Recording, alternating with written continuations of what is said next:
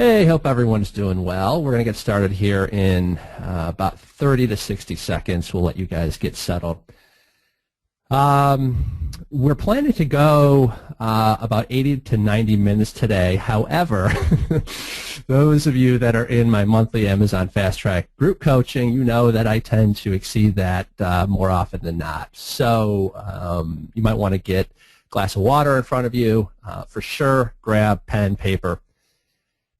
And I'm really big on not having distractions and being very focused, so I would highly recommend that.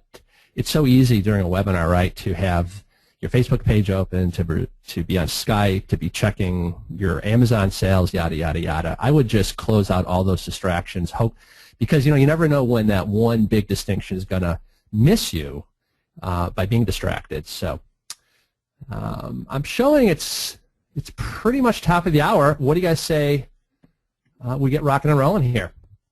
So first of all, I want to say hello to everybody. My name's Ben Cummings, and I'm going to be with you for 3 bonus webinars here. And the purpose of these bonus webinars are like a look over my shoulder of my successful Amazon business. And I've noticed, and you probably noticed, we get all excited when we buy a new program.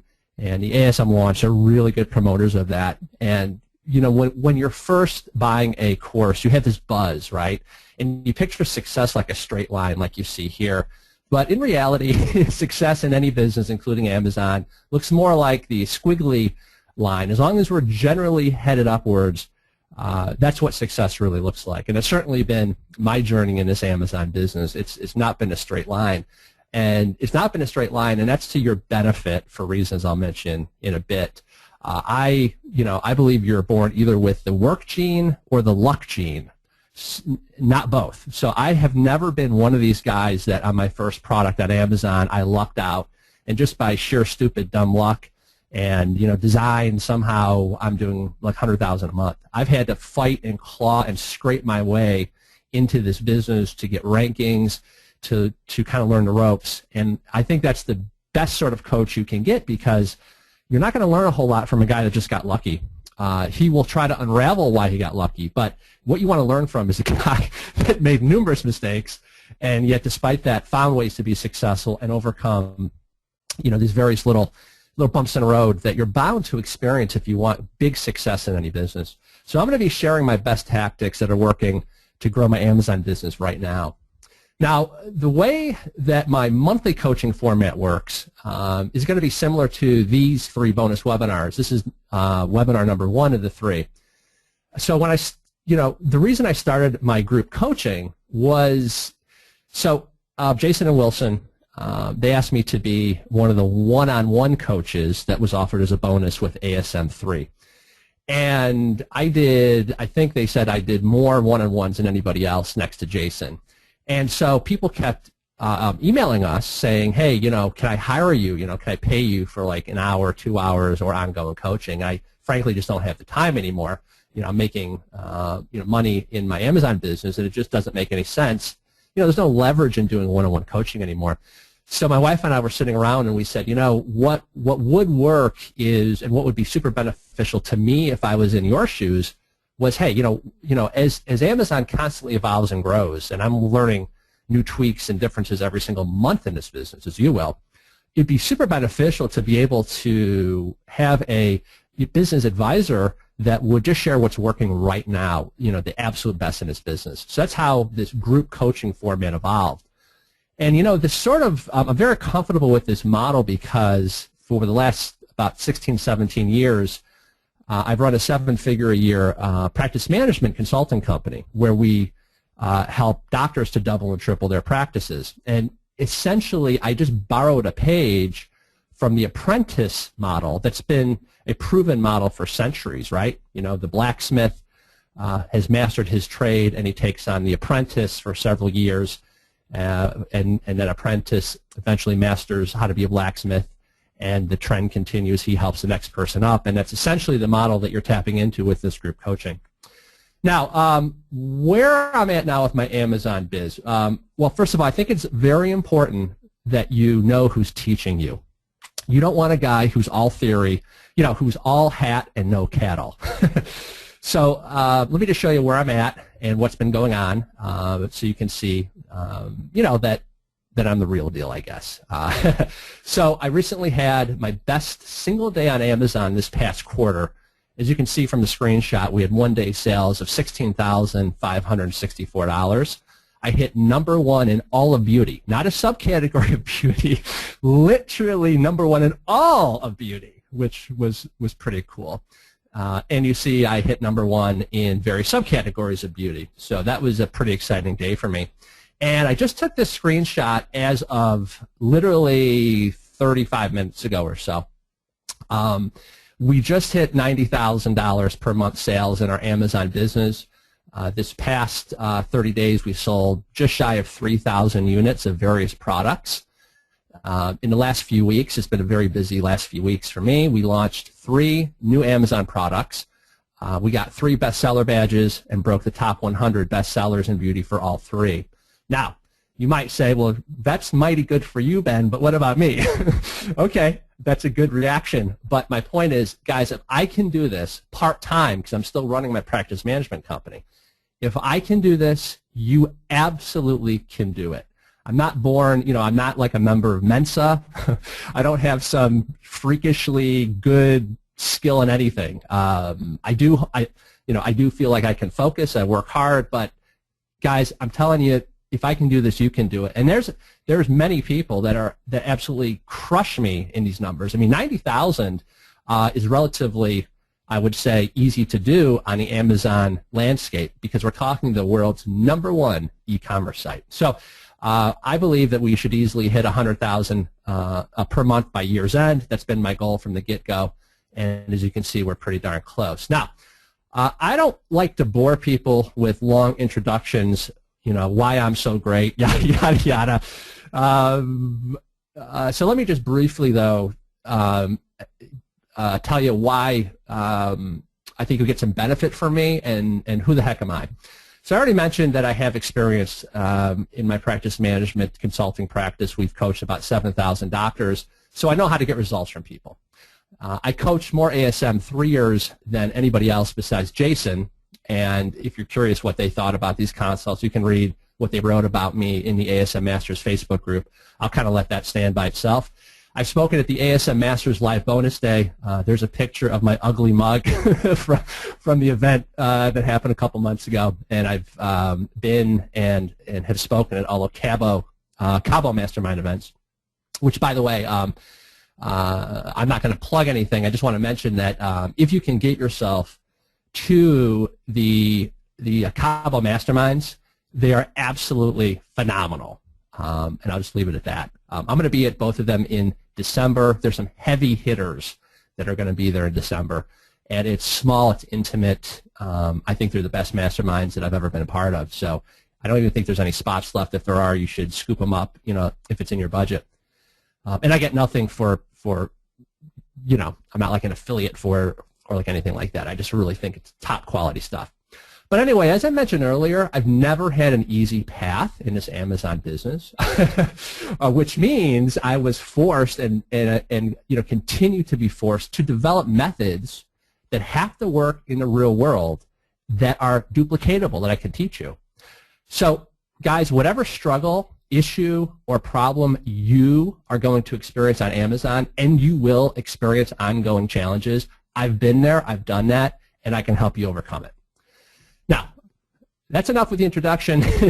Let's get to the good stuff. All right, let me go over, So let me go over now something that my coaching students love. And I believe that in business, things naturally gravitate towards complexity, right? And so if you go on vacation and you leave your garden untended, what happens? Weeds pop up. It's like a disaster after just like a week and a half in springtime, right? So that's how business is. Business naturally moves towards complexity, and we have to constantly beat that back and keep things very focused and simple. Oftentimes in business, the simplest solution is the superior solution. So I know there's lots of complex goal setting and financial projections and all this stuff, but I like to, I call it the caveman approach. I like to keep things really, really simple and motivating for me. So this is my plan for hitting $100,000 a month. Now, I first came up with this maybe 9 months ago, and you know what? What's really exciting? This is being realized in the real world by year end. So it looks like we're going to hit this goal probably somewhat easily. So my goal is simple. I want to make, for every product I release on Amazon, guys, I want to make $10,000 a month, okay, from one product. All right? So if one product equals $10,000 a month in sales, how many products do we need to generate to generate $100,000 a month in sales? I'm not very good at math, but even I can figure that out. It's 10 products. 10 products that make $10,000 a month will give us $100,000 a month. So now here's what's pretty exciting. In the real world, this plan is working out even better. Now let me tell you somebody that was very inspiring for me. He's an ASMer. This guy's name is Daniel. He's from Iceland. He nets $400,000 a month. He's got currently 54 products, and his whole formula is very similar. For every product he releases, he wants it to average $10,000 a month, and he currently again has 54 products. Now, does every product exactly bring in $10,000? No, I found some products bring in less, some products are home runs, but the overall average, if we can hit that benchmark of $10,000 a month, this Amazon business becomes sort of a rinse and repeat formula in the real world, doesn't it? Now, I just want to go over a couple things here. So here's what I have observed in my years of coaching people, and really even more so in ASM. I found, especially new ASMers, that in general, people overestimate what they can accomplish in 3 months, but they underestimate what they can accomplish in 3 years. Now, that's not my quote. If I could remember who said that first, I would give them credit. But the gist is the same. And if we apply it to ASM, I would relanguage it saying that you're going to overestimate what you can realistically do in 1 month, but you're going to underestimate grossly what kind of sales that you'll have after 1 year.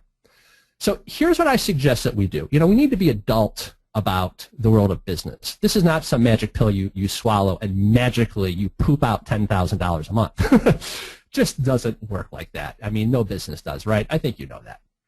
So, recently on a live webinar with a few hundred people, it was me and Jason Fladlin, and he was talking about this great money-back guarantee that he offers with ASM Masters. And on that webinar, I said, Jason, I freaking hate that you're offering a guarantee. I wish ASM came with no guarantee, because in my view, to be successful in business, if you need a guarantee, you've lost already. If that's your obsessive focus, oh gosh, X, Y, and Z has to happen so I can, bail out and take the golden parachute out. Horrible mindset, horrible. I submit to you, pretend there's no money-back guarantee. You take that parachute of safety that Jason and Wilson and the ASM people gave you and chuck it in the trash. Because I have to tell you, I've owned multiple businesses. Some have worked out, some haven't. The ones that have been successful, if I had been offered a quote-unquote easy out, like a money-back guarantee. I remember I started a nightclub on a shoestring in Las Vegas. There were so many times that I would have given up. And you know what? If there had been a Jason and Wilson to offer me a money-back guarantee, I probably would have bailed just on the cusp of great success. I ended up making more from that nightclub by not bailing than, well, look, I mean, you guys get what I'm saying here. Don't even have that mentality for why something won't work. Make it work. That's just a true, whether you're going to be a pro tennis athlete, whatever business you're going to start. Just kind of going back to the analogy here, with a lot of chiropractors and a dentist that I coach, well, if somebody had somehow offered them a money-back guarantee at any point in time while they were building their practice, all of them would have taken up that money-back guarantee, because crap happens. It gets tough. But you know what? Now they have million-dollar practices, and that would have been the worst thing they could do. So again, you know, I don't care what you guys do as far as, you know, if you're going to refund this or not. I'm just telling you, I believe in being very upfront and kind of giving you a kick in the butt. Don't have that mentality. Pretend there's no money-back guarantee, and you'll be far more successful. Now, also, look at your first product on Amazon as this is like your Harvard Business School. Just pretend you're not going to make any money. Just assume you're not going to make any money, and you're going to look at this first product just to learn the ropes. Now, in reality, you know, probably almost all of you will make money, but just take the mentality you're just buying experience.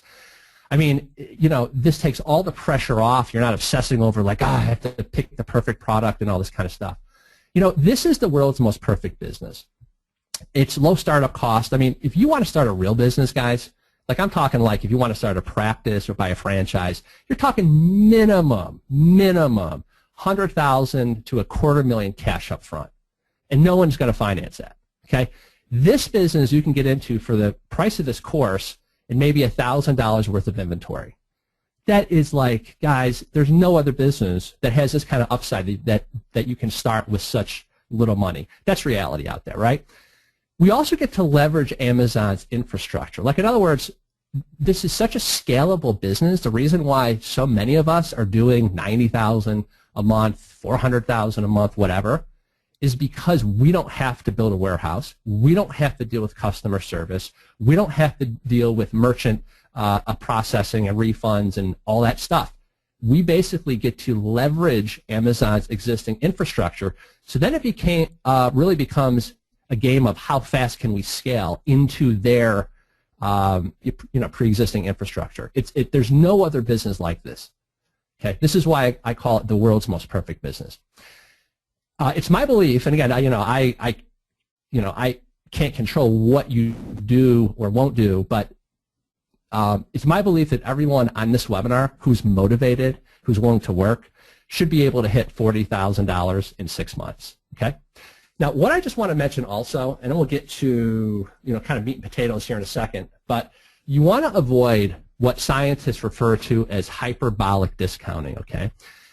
So the truth about success, from my experience, is that our ability to achieve really good results in the future, it lies in kind of stringing together highly effective, very focused moments, one after the other, after the other, after the other, okay?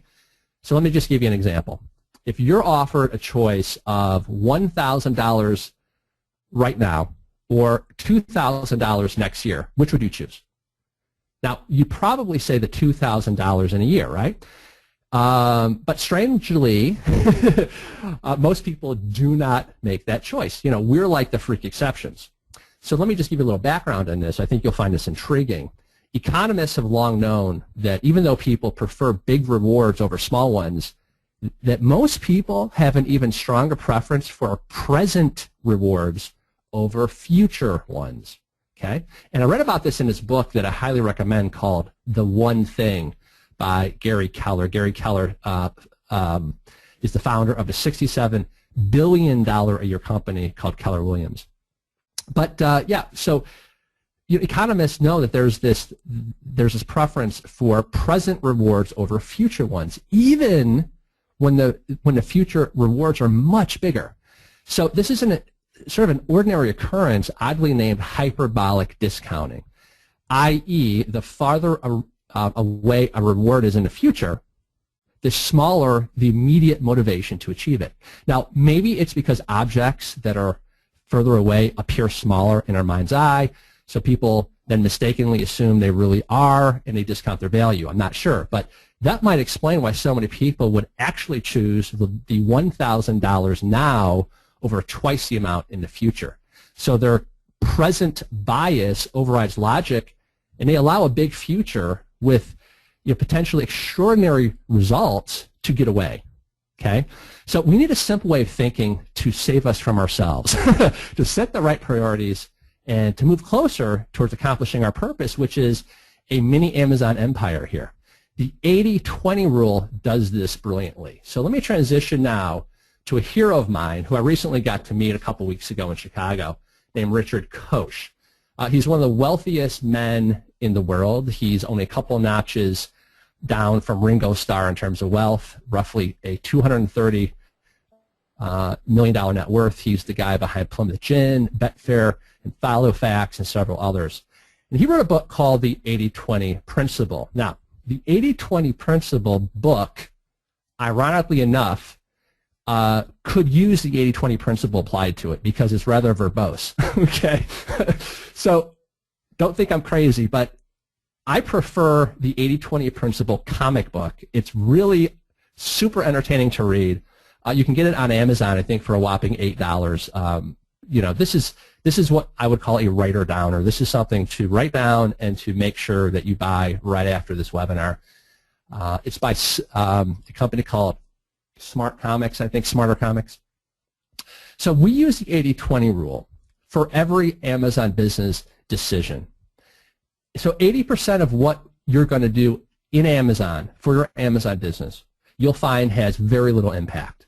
So again, I mentioned this concept of being simple and a focus on simplicity. So businesses naturally gravitate towards complexity. You know, we think we need to do these 1,001 things in our Amazon business, but the reality is most will have very little impact. So what if I gave you some new glasses to wear that you now saw the world through the 80-20 things? And what if instead of thinking you had to do 1,001 things you perfectly and equally, that you only needed to do maybe a fraction of those, a handful of things, and you'll get even better results? So I would submit to you that by focusing on the one most important 80-20 task each day that will have the most massive impact, your business can grow exponentially. Now, so I mentioned that the first part of my business plan was one product to bring in $10,000 a month, and then I only needed 10 products to bring in $100,000 a month.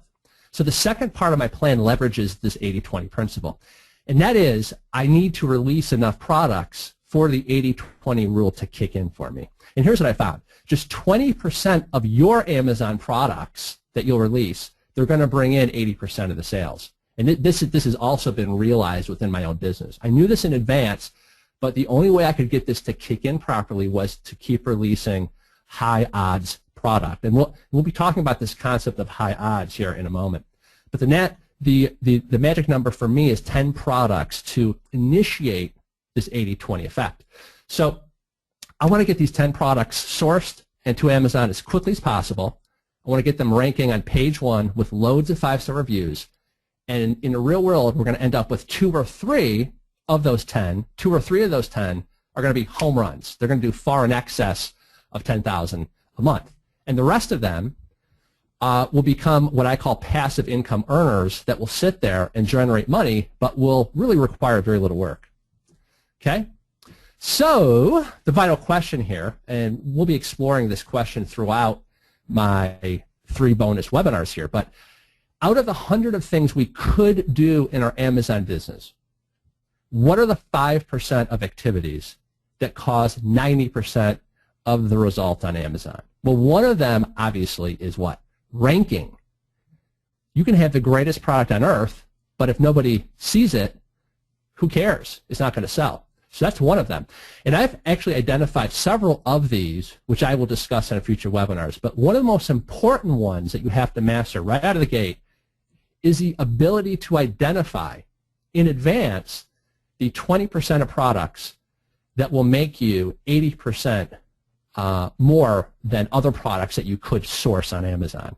Now, let's just take this up a level, kind of macro, and just look at Amazon.com as an ecosystem and say, okay, there's whatever, 1 or 2 million different products that exist on the Amazon platform.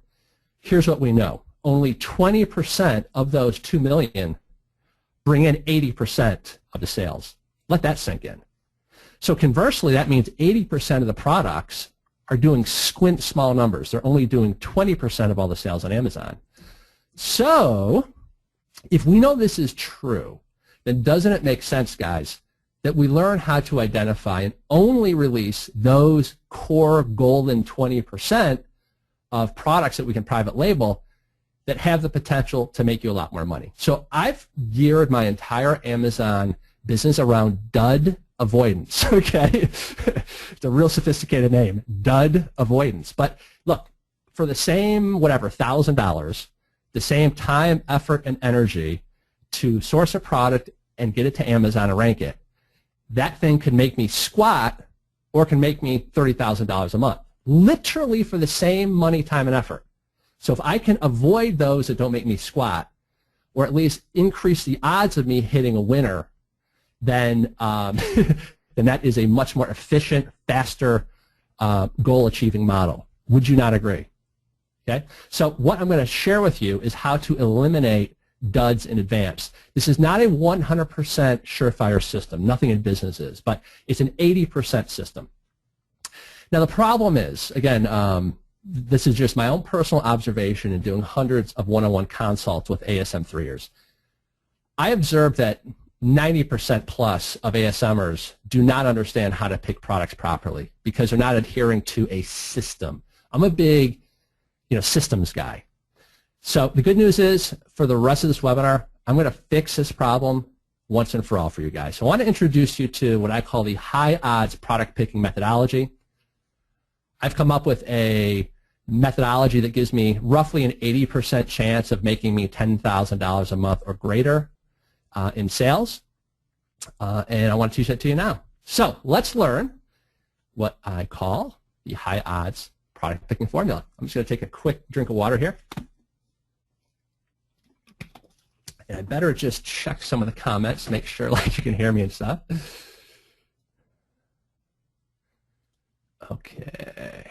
All right. Hey, boy, I'm loving the comments. Hey, Diane, Ronald, Heather, Frank, Carol says, love this already. Awesome. Super. All right.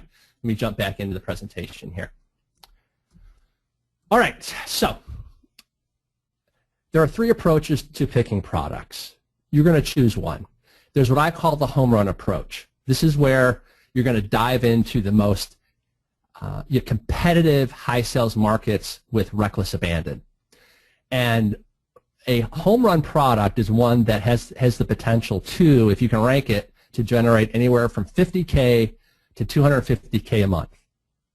I know several people that with one product are doing those sorts of numbers. Okay. The upside of that is big sales upside. And what's the downside? Well, downside is it tends to be far more competitive. Then there's the base hits approach. So this is where we kind of nibble around the edges. Rather than diving into the most competitive shark-infested waters, we nibble around the edges. We build a suite of several products that together add up to good income. This is sort of, this is a $10,000 a month product goal. And then there's a blended approach, okay? And this is the third option. This is a blend of where you dip your toe into some home run products as well as base hits. And this is what I'm choosing to do. I don't want to turn my back on the home runs. I want the base of my success to be the base hits approach because I think it is less risky. But we don't want to just blindly say, well, I'm not going to go into the most competitive high reward markets just because. I mean, that would be as foolish as, that'd be almost being overly conservative. If there's one thing that I've learned, by the way, guys, in attending, I've went to many masterminds that were Amazon related. So I remember that I went to one with my wife Emily, and everyone's saying, "Oh, I'm doing $100,000 a month. I'm doing $75,000 a month. I'm doing $200,000 a month." And at the time, we weren't doing those numbers. And we went back to our hotel room, and I remember I closed the door and I said, "Damn it! I feel like these people are no smarter than me are." And look at the size of their monthly numbers. She just looked at me like I was a damn fool, and she said, that's because they weren't afraid to enter bigger markets than us. And I thought, smart woman. So don't be afraid to go after the home runs, but don't assume, though, that you can ignore the base hits. So anyway, you need to get clear in your mind what approach fits in with your personality.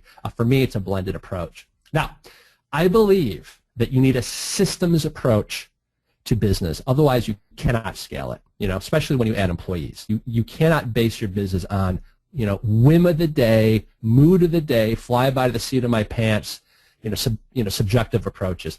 So this system I'm going to give to you, I will be the first to admit it's not 100% perfect, but it provides a discipline to adhere to all your product picking. And if you want to scale, you need to build systems. So I'm going to give you my rules that have acted as our discipline. I've taught this to our employees, to my wife, and this really works well. So there's 7 steps here. The goal is we want an 80% odds of making $10,000 a month. And this is the best thing that I've ever come up with to accomplish that goal. You'll notice it's not 100%. So don't write me an email and go, Ben, mine was a dud. All right, well, that's business. But 80% of the time, if you adhere to the system, you will land a product that has a chance of making you $10,000 a month or more. All right, fair enough? Now, so let's discuss what the traditional ASM product picking methodology looks like. It starts with you identify the Amazon bestsellers, right? And so let's say, again, I'm just making this up, let's say one of the Amazon bestsellers is a coffee filter. So we try to discern what the keyword is. In this case, it would be coffee filter. So we type that into Amazon. And then we identify what the best 3 BSRs, and that just stands for best seller rank, what the best, or rather top 3 BSRs are, and we make a go, no-go decision based on that. The problem I have with that is there's lots of landmines, there's lots of head fakes that can happen if you just stick to that system. So I use their method as kind of a starting point for developing what I believe is a unique approach that will give you a critical advantage. So step number 1, we're going to start by, you need to compile a list of 20 product ideas. I suggest using the bestseller matrix over the Amazon top 100 bestsellers. Why do you think I suggest that? Because everybody and a brother is using the Amazon top 100 bestsellers. So you can uncover some incredible opportunities by typing in different criteria and different variants into the bestseller matrix that you could never come up with otherwise. And I call this looking under rocks to find diamonds. So if you're using the bestseller matrix, which, by the way, let me just pop out of the slides here, you can access that. Find the tab here, right here, in the ASM Masters portal, which, by the way, I mean, is this not amazing what these guys do for us? I mean, look at all these bonuses that come here. Even the training guides alone are just, look at all these. So you guys are very, very smart to sign up under Jason Fladlin and Wilson. These guys are good peeps. Anyway, it's right here. You click on the bestseller matrix, and it takes you to that page, okay?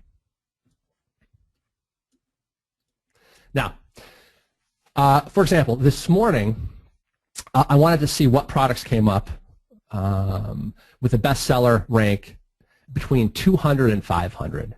And that screenshot's actually wrong. It should say 200 to 500. And I just randomly checked off in the patio, lawn, and garden category, okay? Just to see what comes up. I'm just kind of poking around. Look, I guess I'm kind of contrarian by nature. When the herd goes left, I think I can make more money by going right. So if the herd is obsessively just sticking to rigidly the Amazon top 100 bestsellers, I don't want to do that. I want to find ones that are ranked 102, right? That they're all missing. So I find the best way to do this is not overthink it. Don't look for some perfect rule or perfect formula. In fact, you don't want that because then everyone else would be chasing the same products. I like to type in different criteria all the time, and I find that this is the best way to uncover some awesome products. So like tomorrow, I'll probably fire up the bestseller matrix, and I won't even put anything for rank necessarily. I mean, I would put something for rank. I might do like a rank of, bestseller rank of, let's say 80 to 200, but that are in a price range of, higher, 50 to 130 bucks, and I'll just see what comes up. So here's what I recommend: set a timer for 60 minutes max. Force yourself to compile a list of these 20 product opportunities in 60 minutes. Now here's an interesting one. Literally just in the preparation for this, I did do that search, And I mean, these just really cool opportunities come up, like this, Pest Pro mouse glue boards. I mean, that would be so easy to private label. And that was just like something I might just, pop on my spreadsheet. I may never actually do that for various reasons, but very easy to come up with a list of 20. Now, what I found interesting when I did all these consults back in spring was people actually had a hard time coming up with product opportunities. I have the opposite problem. I mean, maybe I'm weird. I have too many product opportunities. Like if I could wave a magic wand and snap my fingers, I would love to have 200 products on Amazon right now. I mean, I could easily do that. I don't have any problem, uncovering incredible product opportunities. If you are having this issue, then I suggest that you're trying to be perfect. Don't try to be perfect. You want massive action over meditation. Anyway, I found that just playing with the tool, having fun with it, seeing what the bestseller matrix spits out, has found us some really interesting private label ideas. What you want to do, the reason why I always suggest to my coaching students to set a timer, is you want to avoid the black hole of internet marketing research that it's so easy to have 1 hour turn into 4 hours, to turn into a week, to turn into a month, and you're still sitting there and you've never pulled the trigger on anything. So just give yourself 60 minutes, boom, you're going to move as fast as you can, trust your gut instinct, and add 20 products to a spreadsheet. Just as an aside, I just thought I'd share this. I like quote-unquote boring products. Like, in other words, something that's been in the Amazon top 10 for toys for probably 2 or 3 years is a teething thing called Sophie the Giraffe. It's a French company. Now that, everyone always wants to knock that off, but I like boring over flashy. I'd rather do rat traps, than like Sophie the Giraffe. I also like products that people give to others as gifts, because I find that, if I'm going to buy my wife something, I'm far less price sensitive to buy a gift for somebody else than I am for myself. Doesn't make logical sense, but then again, impulse buys aren't very logical. So gift-giving type products tend to be more impulse-oriented buys, and your products can end up on wedding lists and gift lists. And by the way, they have these lists on Amazon. So if your product makes it to several of those lists, I mean, that is just really, really good for you. Later on, I've thrown in a bonus segment of how to predict future hot products on Amazon that I decided to kind of tack on to the end of this, and I think you'll like. So make sure you stay on for the whole live webinar, and I think that'll blow your mind. All right, step number 2 in the 7-step process is now we're going to use a tool called Qzx909 Seller Tools. This is the best tool I found to do this, the BSR analysis. Now, what is BSR really? Okay, and if you're brand new, BSR stands for bestseller rank, as I mentioned previously. But what is BSR? Why don't you guys type in the box? What is BSR in your opinion? And don't cheat and look at my slide.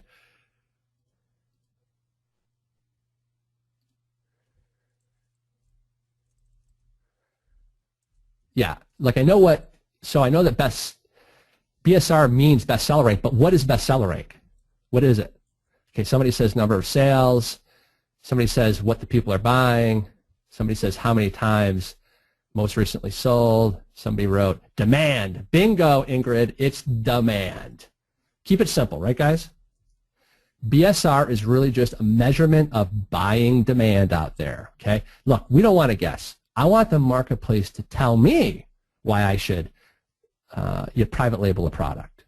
So that's why we use BSR to pick products. So isn't demand on Amazon the only thing that really matters when it comes to picking a product? Like, in other words, we want to stand in front of the giant tsunami wave of existing demand rather than being the creator of the demand. That's why we're always on the hunt for high BSR products. Okay, that means that there's proven evidence that that product is selling, right? So I've come up with a pretty simple rule for for Amazon success. Good BSR means there's good demand, which means it'll be a good candidate. Poor BSR means it's going to be poor demand and it's a bad and it's a bad candidate. So let me just show you this out in the real world, all right? And I'll show you what tools I use, and I think you'll like this a lot. So I just threw up here 4 random products. So let's just pretend I was just entering ASM, and I'm looking at fish oil, I'm looking at antiviral face mask, and I featured this one and probiotics because that was recently featured as like one of the top 20 product suggestions on the pre-launch videos. So we'll see if they're right. And I also choose a hummingbird feeder. Okay? So fish oil, antiviral face mask, probiotics, and hummingbird feeder. Now, it's daunting, right, when you first learn ASM because you're just staring at a screen. You're like, I think I know I could private label this. Is it good though? You know, should I do this? Should I do it in comparison to the other 3 products though? Like, how do you determine that? Well, wouldn't it be nice if you had a specific set of rules of how to do this? Let me give you those rules. Ready? All right, so going back to the traditional way that is taught in ASM, what you would do is you would, identify a bestseller. Let's say, in this case, it was fish oil. Then you'd click on the first listing. Whoop. Sorry about that. Then you click on the first listing. You would note the BSR. You'd click on the second listing. You note the BSR. The third listing, you note the BSR. And then you would make a decision if that was a good product to private label or not. Now, I have found that looking at just 3 BSRs is not adequate at all. In fact, I like to look at the top 20 BSRs to get an adequate view of buying demand. The top 20, not 3. You need to know the full picture because this could be a head fake. So why 20? Because there's 17 listings on page 1, and then on page 2, there's 3 more. So this is what I call the sweet spot. The top 20 listings are the sweet spot in Amazon. If I had to guess, I'd say 80–90% of all the sales come from that sweet spot. If your listing is not in the top 20, in most cases, you're not going to get the lion's share of the sales. Okay, so I want to see what's going on, not with the best sellers. I want to see what's going on as we dig a little bit deeper. The problem with that approach is between me and my team, it would take us on average about 20 minutes to look up the BSRs for 20 products and put them on a spreadsheet. It was a real pain in the bleep. So a friend of mine named Paul Harvey, he said, Ben, and I'm going to quote, and sorry, I'm going to swear here. I'm from New York. We swear. He said, Ben, you dumbass, why are you doing this by hand?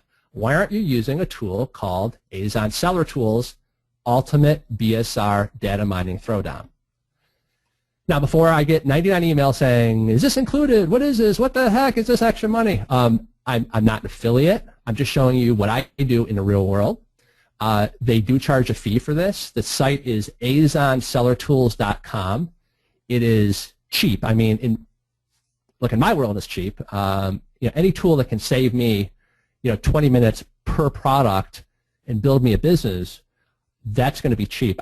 I want to say he charges maybe $20 for a month, so you can buy a month or 2, and it won't cost you very much, and you'll have a big advantage, as you'll see in a moment. So let me show you how I would do this. So I would type in, I would take the keyword, in this case fish oil, and instead of 20 minutes, I set this to the top 20 results. I ignore a number of reviews. And instead of 20 minutes, in about 10, whoops, it also helps if you're logged in, doesn't it? Sorry, guys. Let's try that again.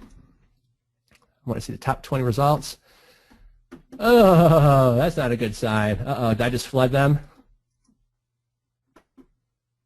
Let's try it one more time. Guys, please don't visit this website right now, please, because I'm going to be using it for this particular session. Yeah, do not visit that website. I can tell you guys are hopping over there. This will be very anticlimactic. There we go. All right, so check this out. Now on one page, it summarizes the BSRs, the average selling prices, and the categories. Also, what's interesting is, all right, so the developer of this tool knows that ASMers, we love our long product titles. So product titles that exceed a certain character count, he shades in blue. So at a glance, you can see out of the top 20, only 2 appear to be ASMers. So far, so good. Now, take a look at the BSR column here. Ignore these dollar signs. This is just eye candy. But pretend you knew nothing about this product. Have you guys ever seen a movie called Men in Black with Will Smith? Yeah, that's the one where, like, right after you've seen the space alien, they whip out this mind eraser pen and they zap you one, and you can't remember about the existence of what just happened. Okay, I want to just mind zap you. I want you to be objective about the products. Pretend you don't even know that this is fish oil. And I want you to be as objective as, Sigmund Freud, sitting on a couch talking to a psychopath. Be viciously objective and not emotional about the products. Never be married to a product. They don't marry you back. Trust me. All right, just look at BSR here. Just look at this column. Again, pretend you don't know the product. Just looking at BSR. Would you say that the demand for this is good? Is it so-so? Or is it crap?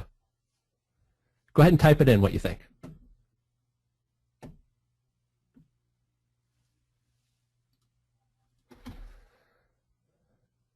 Okay, we have good, we have excellent, we have so-so. I think it's good. Okay, now, wouldn't it be nice to have a definitive definition for what constitutes good demand versus crap demand? So we don't have to guess. Yeah, it would be. Let me give that to you now. Get ready to write this down. And by the way, I use a spreadsheet when I'm going through this process. When this webinar replay is posted, we're going to give you a copy of this spreadsheet. This thing is ninja. And it's not like what you might have seen spreadsheets somewhat like this. Trust me, this is completely different. Okay, my rule of thumb, and this is just a hypothetical example. This is hyaluronic acid serum. I want to see 3 BSRs under 1,000. All right, write that down. 3 BSRs under 1,000. And one of those 3 also under 200. Let me repeat that. For it to even make it past the AZAN tool test, I got to see 3 BSRs under 1,000 and one of those 3 under 200 BSR. Let me explain the logic behind this. When we see indication of 3 or more BSRs under 1,000 in the top 20, what does that tell us? There's very strong, broad market demand. What we want to avoid are those freak exceptions I'm sure you've seen. You see a product that appears on the Amazon bestseller list. You get all excited. You're thinking, boy, this one's going to build my mansion, right? You're thinking I could private label this in a heartbeat. But then you type in the main keyword, and that's the only one that looks like it's even selling well. All the rest aren't selling well at all. Those are what we call the freak exception. You want to run for the hills when you see the freak exception, because there's numerous outside, pressure that might be pushing that BSR high. They might have just got venture funding, and they're spending $1 million a week on like regional TV ads to push their brand. It might have just been mentioned on Ellen. Who knows? Who cares? Avoid it. But by having 3 instances of BSR under 1,000, that's proof that there's broad market demand. And if we add another layer of the onion and say, okay, and one of those 3 also has to show extreme buying demand of under 200. Okay, that means that I know that once we can rank this, that I have the potential for a very, very profitable product. Okay, now let's jump back. So now we have our definition. Do you see 3 instances of BSR under 1,000? Absolutely. In fact, I see 1, 2, 3, 4, 5, 6, 7, 8, 9, 10, almost 11. No, that's not one.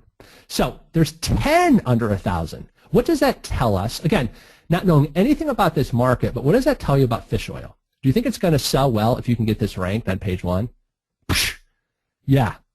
Send me your bottle of a Dom Perignon, please. Okay? You're going to be doing very, very well, right?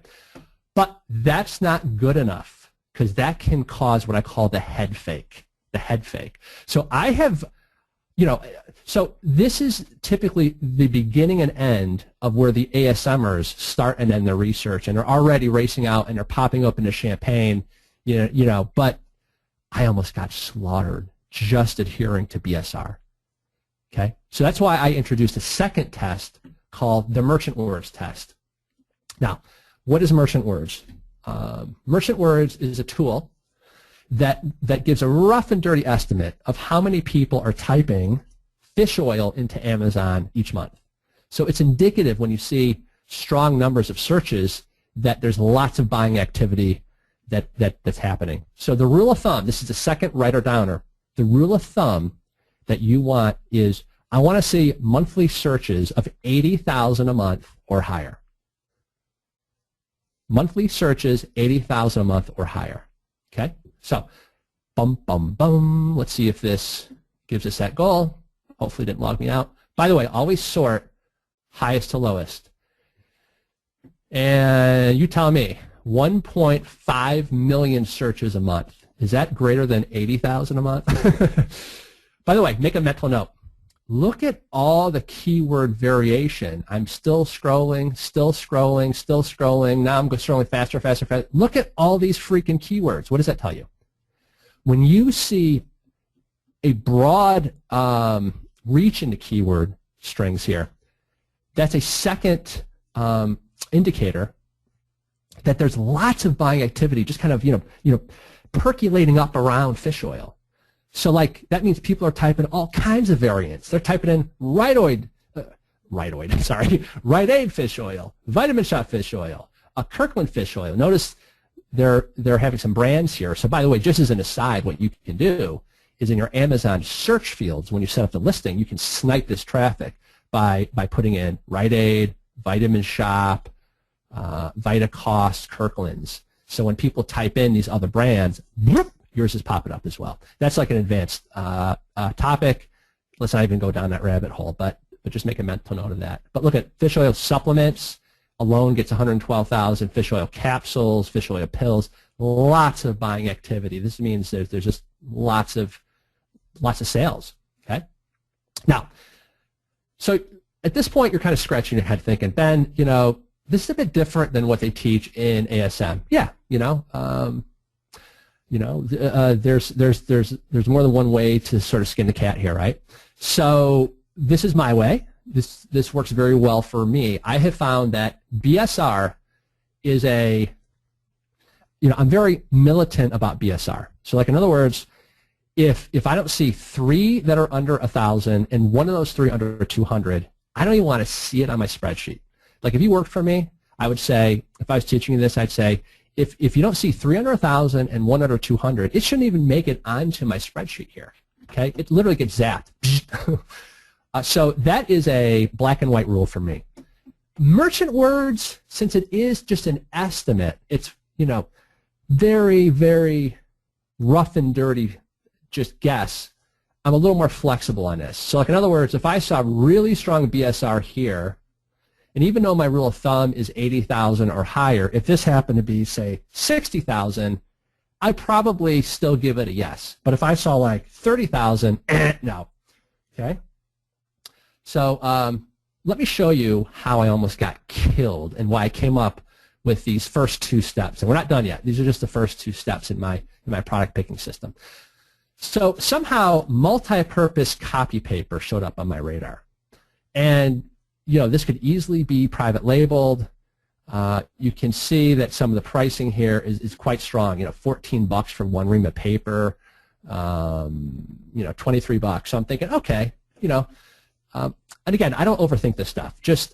I kind of just would toss this onto my spreadsheet, and then I saw what the results were in Amazon Seller Tools. Look at this: 1 BSR, 78, 120. 566, 566. So extremely good BSR. Now at this point, again, the typical ASMer would be, hollering over to their wife, Marge, start building a mansion in the Caribbean. We're getting rich. I almost got killed. Check this out. Look at how many people are actually searching for multi-purpose copy paper in Amazon. 500. Oh, and this is a great example. Look at the shallowness of the keywords. So this is another point of reference that shows you that not only is there hardly anybody searching for this, but there's just not a lot of buying activity around it because people aren't typing in different variants into Amazon.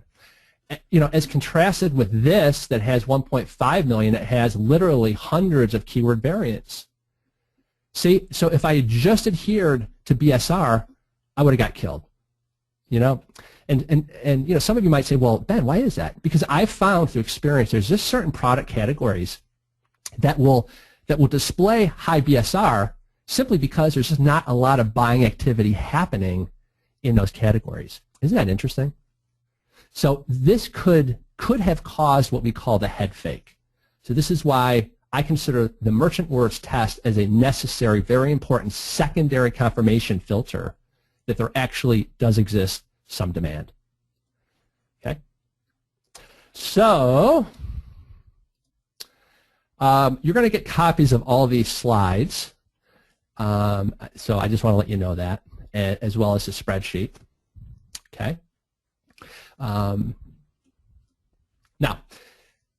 do you want to know when I see people that tend to violate my BSR rule the most? It's people that justify why their product is different, and what they're really saying is, I'm married to my product, I'm emotionally involved. So when they're married to their product choice, bad things happen. You know, this should be like stock picking. I mean, do you care if XYZ company, you know, I mean, you know, I do probably have some emotion attached to Apple because I love their products. But I mean, look, if their stock's going up, I should invest in that stock. If it's going down, I should invest in that stock. You need to look at your product picking like stock investing. The moment that emotions enter the picture, you make bad decisions. So never be emotionally attached to an inanimate object. Trust me, they won't love you back. So get married to people, not your products. Fair enough? All right. So we already covered the merchant words test. Now, let's move on to the next part of my spreadsheet, price. And the issue with price is, can we charge a high enough price? One example that came up time and again during some of my consults was loom rubber bands. A lot of people said, hey, is this a good product to go into? I sure as heck wouldn't, because look at the prices. 4,800 pieces for $9. Okay? 600 glow-in-the-dark rubber bands and 48 S-clips for $6 measly bucks. If I'm not sourcing like 30,000 quantity being shipped on a giant carton by ocean freight, I can't compete in this game. Because, you know, it's like obvious to the brain dead that these are the direct line manufacturers that I would be competing against. Okay, so I mean, I would not want to do that. So we have to deal with reality. Again, this comes back to not being emotional. There's literally thousands of products that do meet my criteria. So why would I bend the rules and use the hope and pray strategy, right? I guess I'm just too greedy for that. I want to be making money as fast as possible in business. So like a glow sticks is like another great example. It'd be very easy to private label, but the price points are just too low from my experience. So here's the mindset here. I always look for a demand first, i.e. I adhere to my Azon Tools BSR rule. So I look for the demand first. Only then do I do a deep dive and look at price, because I know that if there is adequate demand for the product, I'm guaranteed some sales. And if there's demand for a product, I know that in most cases I can be on a more expensive end and still make a good number of sales usually. So anyway, let me just show you something pretty cool. Going back to the Azon Seller Tools thing here called the Ultimate BSR Throwdown, at the bottom it shows these price bands, you know, the price averages. So you can see the median price is in this range here. So if you price yours roughly at the $21.95 or less, your average BSR is going to be $7.42. So what does that tell you? Now again, I'm not saying I never base price on these. This is just for the initial quick look for my go, no go. That tells me, okay, I know I can probably source this for $5 per unit, and I know that if I keep it at $21 or less, I can have a very strong BSR. So that's like all systems go, right? I also know that this appears to be somewhat price sensitive. If I breach over $27, it destroys my BSR. The average BSR is 10,000.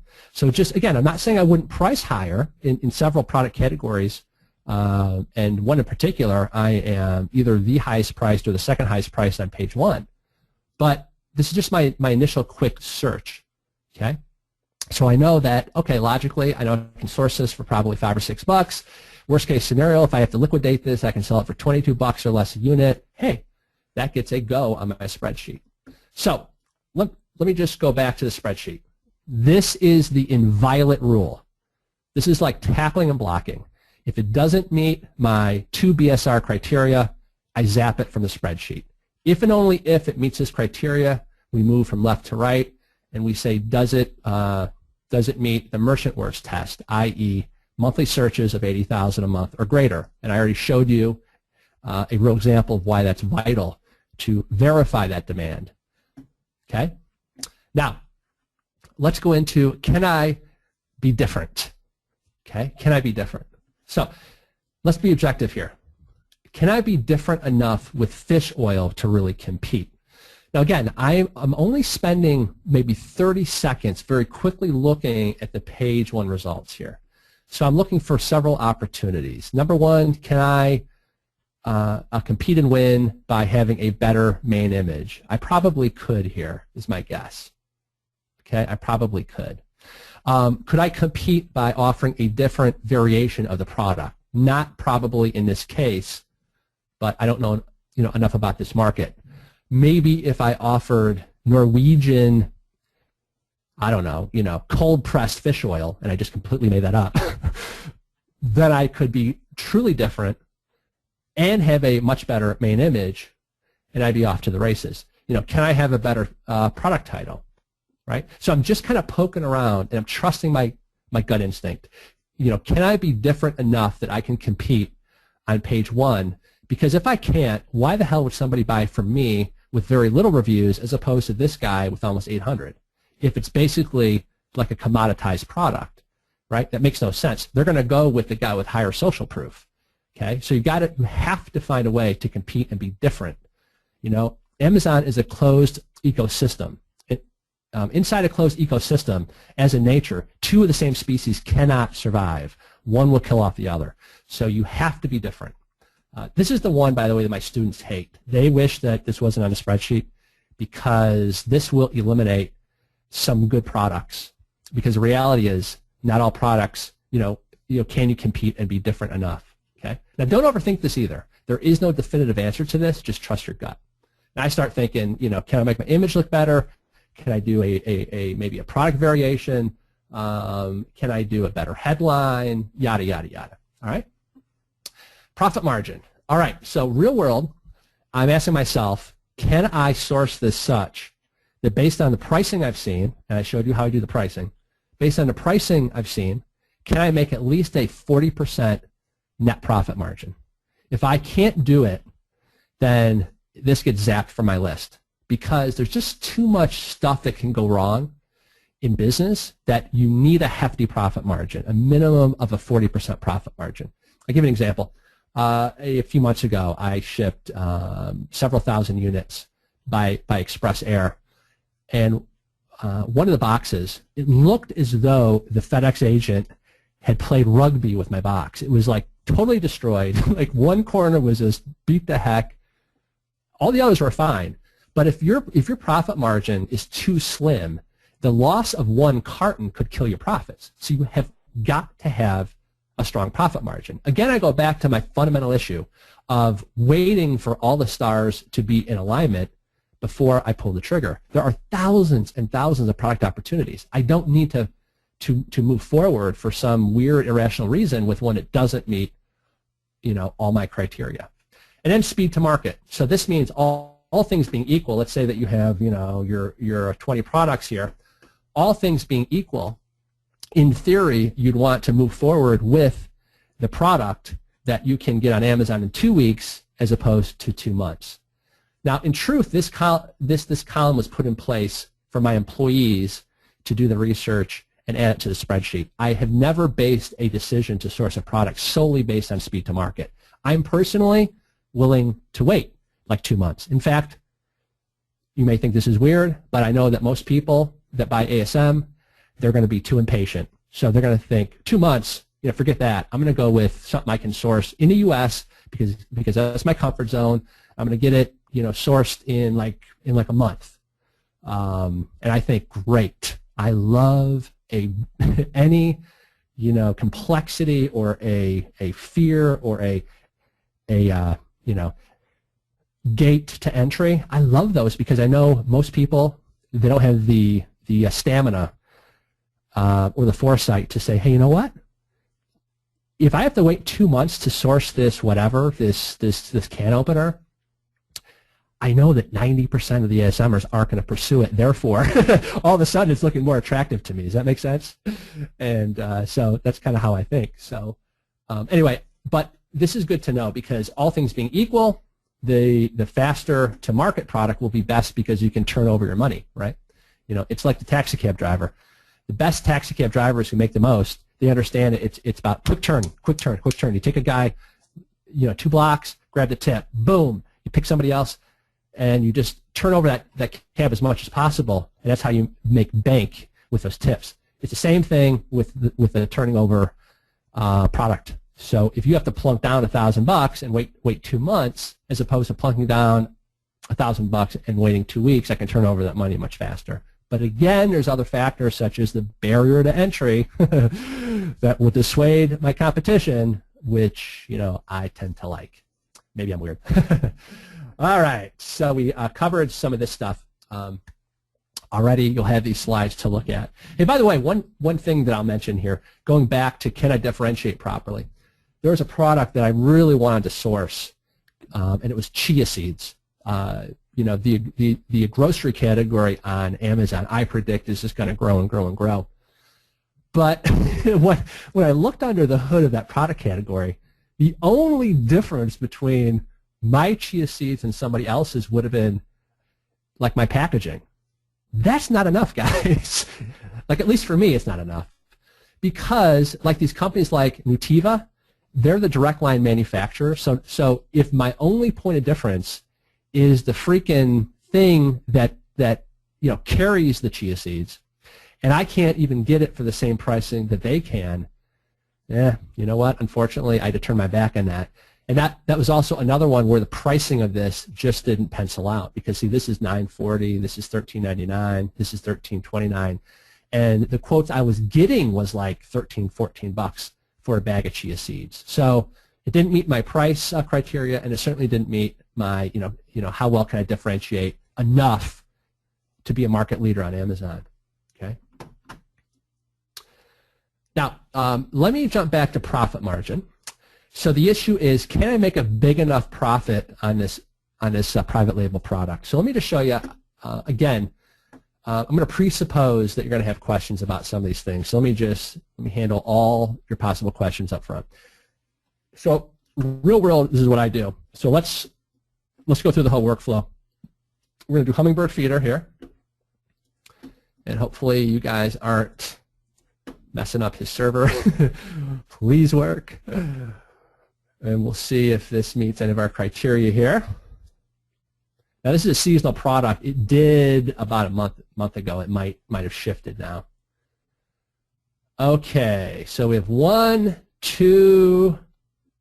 Okay, so right now this would get an absolute no-go for me, and I would move on to the next product. But let's just pretend that this said 744, 805, and like 197. So just pretend that there were 3 under 1,000, and one of those 3 was under 200. Okay. Here's how I would check right away if this would be a good product. First of all, I see that the prices are a little low, so I would jump over to the page and say, okay, the number 1 is selling for $20, $12, $19, pretty low priced here, probably because it's off season right now. But here's one for $30. Here's one for almost $30. Here's one for almost $30. Okay, so if I have a better ranking strategy, it's possible. See, I like this. So the number 1 is about $20. So I'm thinking right out of the gate, if I can source this for $5 or $6, this could do very well for me. So here's what I do. I jump over to Alibaba. If you log in on Alibaba first, it will display in public these prices. So I just start going down here, and I'm thinking, okay, I know I got to source this for under $5 or $6. Can I do it? Well, this, always check off gold supplier and on-site check. I do not suggest going wild and also checking off the assessed supplier, because this is a much more expensive process for most manufacturers, and you tend to only get stuck with large factories that require thousands and thousands of a minimum order. I found that these two are adequate, and like just as an example, I love how people are like afraid to source from China. It is just such an illusion, because as if you just did a random Google search to find a USA supplier, you think you won't get screwed? At least here, we know that this company for 5 years in a row paid tens of thousands of dollars for these two certifications. That to me is way more of a safety net than a random Google search and just dealing with the USA.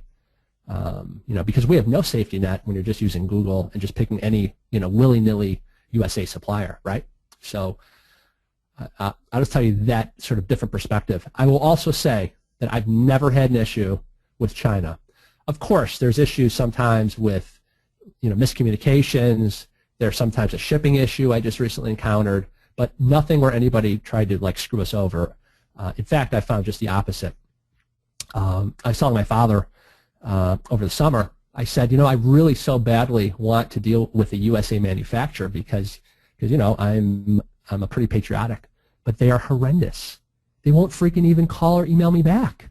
Like literally, it's like here, I'm like, fanning out $100 bills here, and they don't want your money. I found just the opposite experience with the Chinese. They have, look, if they're paying tens of thousands of dollars for these certifications on Alibaba, do you think that they're very focused on offering good customer service to those incoming leads? Absolutely, absolutely. So like these guys, 10 years they've been pulling up money. They're not going to screw you over. Why would they? I mean, if they're a scam artist, they would never pay this kind of money. I mean, I'm sure. Okay, now watch. Murphy's Law just kicked in. I'm sure one of you will somehow pick this company, and I'll take your money, and then you'll write me an email. But generally, as a general rule, if they're paying money, they are legit. Okay, so let's just look at prices here. Okay, so this is the opening negotiating position. In other words, 60 cents to $4.50 a piece and 2,000 minimum order. That is the worst case you'll do. Okay, worst case, because this is their opening price for the world. So don't believe where it says 2,000 and these prices oftentimes. So look at, so I just do a quick check here. So here's $1 to $2 per piece. Here's, let's see, this bird feeder. Let's go back to the top real quick. Here's $5 a piece, $5 a piece, no price, no price, $5 a piece. So just, again, I don't overthink this. I spend about 30 seconds, I quickly look at price, and I think, okay, for hummingbird feeder, I know I can make at least a 40% margin, and then I write yes. Now, ultimately, maybe every company I contact wants me to buy 2,000 units, and I wouldn't do it. But again, I'm just doing the quick surface go, no-go decisions here. All right, guys with me? All right, so let's go through this whole process with antiviral face mask. So again, I am viciously detached and objective when I go through this process. I don't care what the product is. We plug it into here. Now, in the real world, I'm going this fast. I let that load up. I go over to Merchant Words. I let that load up, and I go over to Alibaba. I let that load up. I can get through a product analysis literally in about 5 minutes here. Okay. So you guys tell me, take a look at the BSR here. What do you think? Go ahead and type in what you think. Is this a go or no go? Right? Nope, nope, no go, no go, no go. Good. You guys are, hey, you guys are good. Now, am I saying you couldn't make good money selling this? No, but I'm saying I want the odds stacked in my favor. I want to be the card counting genius when I'm playing blackjack in a Bellagio hotel in Vegas. I don't want to be, the house always wins, right? I want to be the house. So, for me, done, Now, let's see if my Merchant Words test backs this up. Gee, you think? Less than 100 searches? Now let's try face mask because maybe that's too specific. Now face mask is going to open us up to lots of different types of things, but let's just take a look. Okay, so face mask, and this is what I mean. You really can't trust this data exactly. Come on, 520 million searches for face mask? No, that's just absolutely bogus. This is probably more realistic. Face masks, 174,000. Okay? But again, you know, there's all sorts of different, you know, there's like neoprene, there's CPAP, there's CPOD, there's running, there's pollution. So these are different than antiviral, right? But anyway, so yeah, so we were justified in our decision because look at that. This, my criteria here, was verified here. So gone. Okay, see how fast that is? And by the way, let's just look at the prices. $13. This also seems to be brand driven. The top three are Curad. The second two are Biomask. There's another Biomask, another Biomask, another Biomask, and there's another Curad. So this even violates one of the ASM rules that they came up with. That is it somewhat brand driven? It does appear to be, although I don't know, but I'm not in that market. But anyway, yeah, so just that fast, that would be a no-go. I move on with my life. Let's look at probiotics. This is another one that was featured in the ASM launch. We're going to plug it in here. We're going to plug it in here. And in this case, we're not going to go to Alibaba because the good rule of thumb you want to adhere to is if you ingest it or rub it on, you want to stay, you know, stateside here in the States. Okay, now look at the BSRs for probiotic. You guys type in a box. Is this a go or a no-go decision? Do we see 3 that are under 1,000, and is one of those 3 under 200? Ding, ding, ding, ding, ding. Yeah, yeah. Tom wrote, go, go, go, go, go, go, go. Yeah. So look at this. So 1, 2, 3, 4, 5, 6, 7, 8, 9, 10, almost 11, 12, 13, 14 with BSR under 1,000. And this is something people reorder. Now let's just take a quick check. Let's see how many ASMers. 1, 2, 3. That's not bad. There's 3 in the top 20. What you don't want to see is like when like it's riddled, like if 5 or 6 of the top 10 are all this blue color, I would, you know, even if it did have good BSR, I'd probably be dissuaded from that. Again, you know, we want to kind of nibble around the edges. We want to find those diamonds, you know, that are hiding under the rocks. But this is looking fantastic, isn't it? So on my spreadsheet, I would put the 3 best numbers. I'd put 63, 178, and 170. Right? So they would go here. For ASM tool test, this not only gets a yes, it gets a hell yes. And now we move on to the merchant words test. Quick quiz question. Let's see how you guys are paying attention. What is my minimum monthly searches that I like to see? Go ahead and type it in.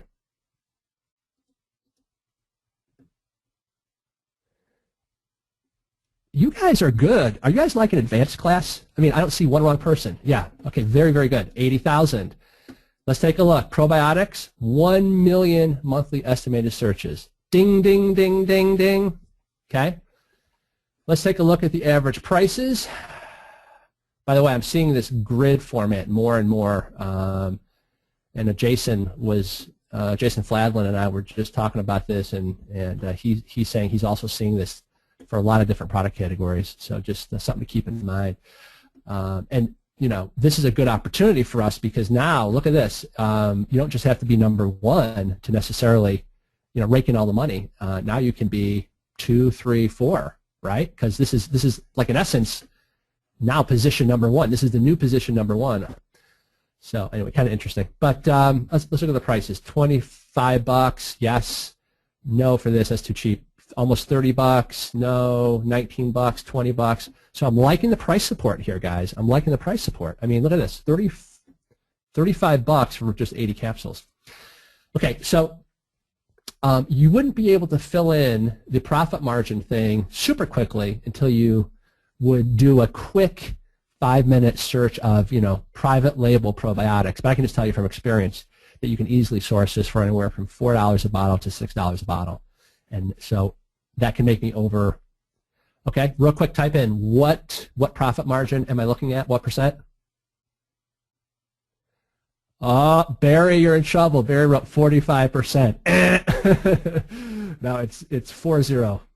Okay, 40%. Somebody wrote 75%. Okay, now you're just punking me, aren't you? You're just messing with me. All right, so let me explain something about profit margin. I want to point something out. So let me ask you this.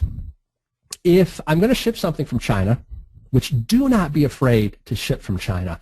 If you haven't watched my how to negotiate and source from China video, that's in the bonus area, that is must watch. This will overcome your irrational fears of China. And by the way, I had those same irrational fears.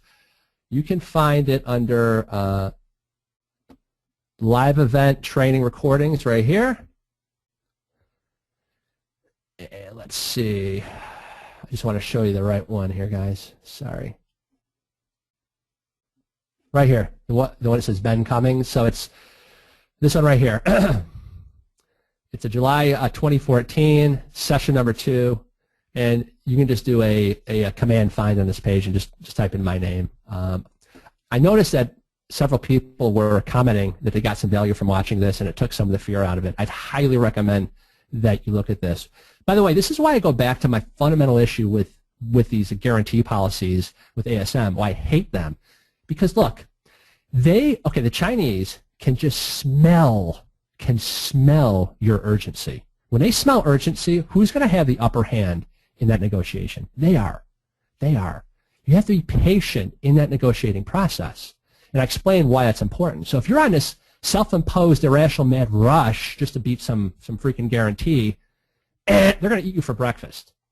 And plus, it's going to cause you to make really poor, kind of immature, business decisions. And I don't mean to sound negative. I'm just telling you that like, you don't want to make vital, vital pricing decisions based on some self-imposed urgency. It just makes no business sense.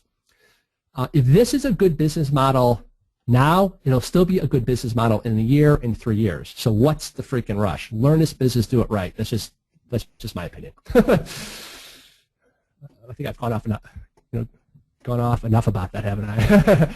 All right. So now here is my 2 cents about profit margin, though.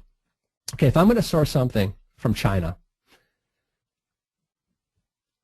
like initially, I'm going to be sourcing it under the worst possible price situation. I'm going to be paying more per unit because I'm going to only want like 200 or 300 units.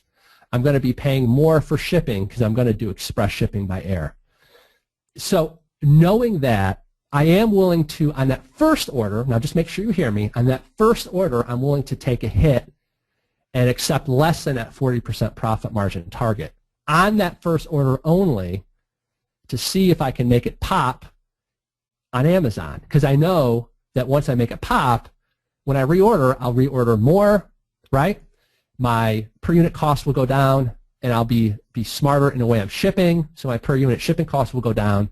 So as long as I know once I'm kind of found that the product is viable, that I'll make a 40% profit margin, fine. But I'm okay only making, let's say, like a 34% profit margin on order number 1 because I know that that's worst possible conditions. Okay, does that make sense? All right, cool. Let's see where we're at here.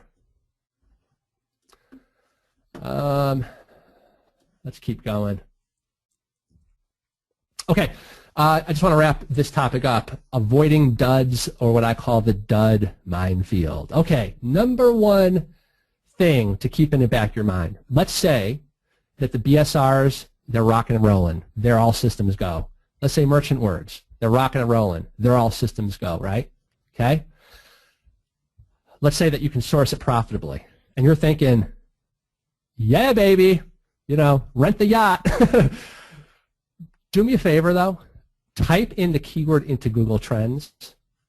My first product that I ever released, I did not know enough to type it into Google Trends, and it's a very seasonal product. Now, it still makes me great money, okay? I mean, don't get me wrong, but I wish I had had somebody tell me to use Google Trends. So let's use probiotics, and let's see if there's any trending here. Again, we're looking for long-term trends, aren't we? Okay, so look at the trend is up. Generally, not so bad. Again, somewhat of a smooth curve, as opposed to, check this out, hummingbird feeder. Look at this. Woo, woo, woo. I mean, it looks like one of those roller coasters, right? So look, it peaks, obviously, and just logically you'd think, all right, it's going to peak in spring, and then bump, and then it absolutely just takes a nosedive in winter. So for your first product, do you want to see such whipsawing like this? I would submit you no. Now, in reality, Amazon.com doesn't look like this. It's more smoothed out than this, but this is good information to know. Like, even though mine is more of a seasonal kind of gift-giving product, my first one, we still do very well with it. So but my chart looks like this, only it's more like my peaks tend to be around like the holidays for my first product. So all of a sudden, when I saw that my sales went down a bit, and again, I just need to stress, they didn't go down this much, but they went down a bit as we head into spring. I'm like, uh-oh, better check a Google Trends here. And yeah, I found that out after the fact. So use that as a way to do dud avoidance. Let's check antiviral face mask. They might not have enough data on that. I bet you're going to see a recent spike with all this, like Ebola and oh yeah, sorry, not enough search volume there. All right. I already mentioned the other thing you want to avoid is what I call the freak exception. This is when one product shows up like number 23 on the Amazon bestsellers, but there's no other good BSRs in that product category. Ignore it, because there's outside factors that we don't know about that might push that one product up. So you want proof, evidence of broad market demand, not just one product. Is it too heavy? This is what I always seem to forget for some reason. Like a long-term client of mine, he was gung-ho to do kettlebells, and obviously the weight made that a no-go for him. You have to be careful of the dimensions of your products. I think if it exceeds, I want to say 16 inches in size on one side, they will charge you a lot more to do the Amazon fulfillment in a warehouse. They will charge you more for the storage, more for the pick and pack, and so on. So for some reason, I don't initially, this like never hits my radar, but we want it relatively light and small. Is it a commodity item? Like chia seeds, that turned out to be a commodity item. Like if I was going to sell milk, unless I had a really unique hook, like some really compelling organic farm that I could private label where they were fed rare acorns to make the milk taste unique and flavor differently, and then I could sell it that way. Other than that, milk is a commodity. Corn is a commodity. Chia seeds is a commodity. Rubber bands, paper clips, those are largely commodities. So if there's no real way that I can differentiate, then I can't compete. And the other thing to avoid at all costs is being married to products, even though the evidence shows you that you should move on. So here's why the high odds system works, in my opinion. It makes the marketplace prove itself that there's high demand for a product first. Then we verify demand by looking at how many people search for the product on Amazon. Then we make sure we can sell it at an adequate price and make at least a 40% profit. Then we make sure that we can differentiate enough to compete. And finally, then we guesstimate how fast we can get to market compared to other options. And then finally, we make sure it's not a dud by looking at Google Trends and avoiding the freak exceptions. Okay? There is a gazillion of you on here, so there's no way I can take everybody's questions, but I'm just going to take some at random. If you have a specific question that you need clarified, please type it in one sentence rather than like 2 paragraphs, because I don't want to make people sit and wait while I read. And also, if you have a product that you want me to run through this quickly, I'll be happy to do that. So either type a product or type a question. And Lisa says, why not do milk feed chia seeds? How about milk, acorn, cow-fed, milk feed chia seeds? There you go. All right. What price minimum are you okay with? Asked Shannon. It's really product specific, i.e., yeah, boy, I hate when people say it depends, but it really does. So, like, in other words, there are products you can source for literally 65 cents. Literally 65 cents. So, in that case, $9 is a huge profit margin, right? But there are other products that maybe I can only source for like $13, like in the case of chia seeds. So even $20 isn't high enough. It just does depend. You can't come up with a hard and fast rule. That's why I say first you have to look at the price, and then you have to see if you can make an adequate profit. That's the only way that you'll really know. You can't just guess. Good question, Shannon.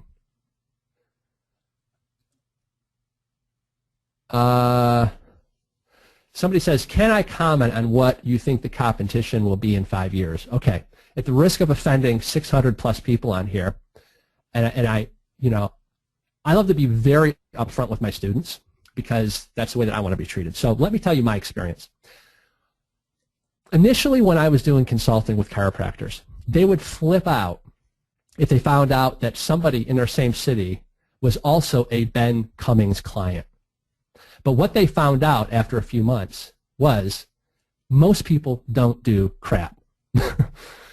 I am convinced I could airlift the entire ASM course and drop it in flyers like those World War II planes where they would dump a propaganda over Nazi-occupied Germany, teaching everybody in the USA how to do ASM, and still only a handful would actually follow through. From my experience, you have no competition because people don't do anything. They don't follow through. They're not focused. They're not hardworking. So me personally, okay, so I'll just give you a classic example of this.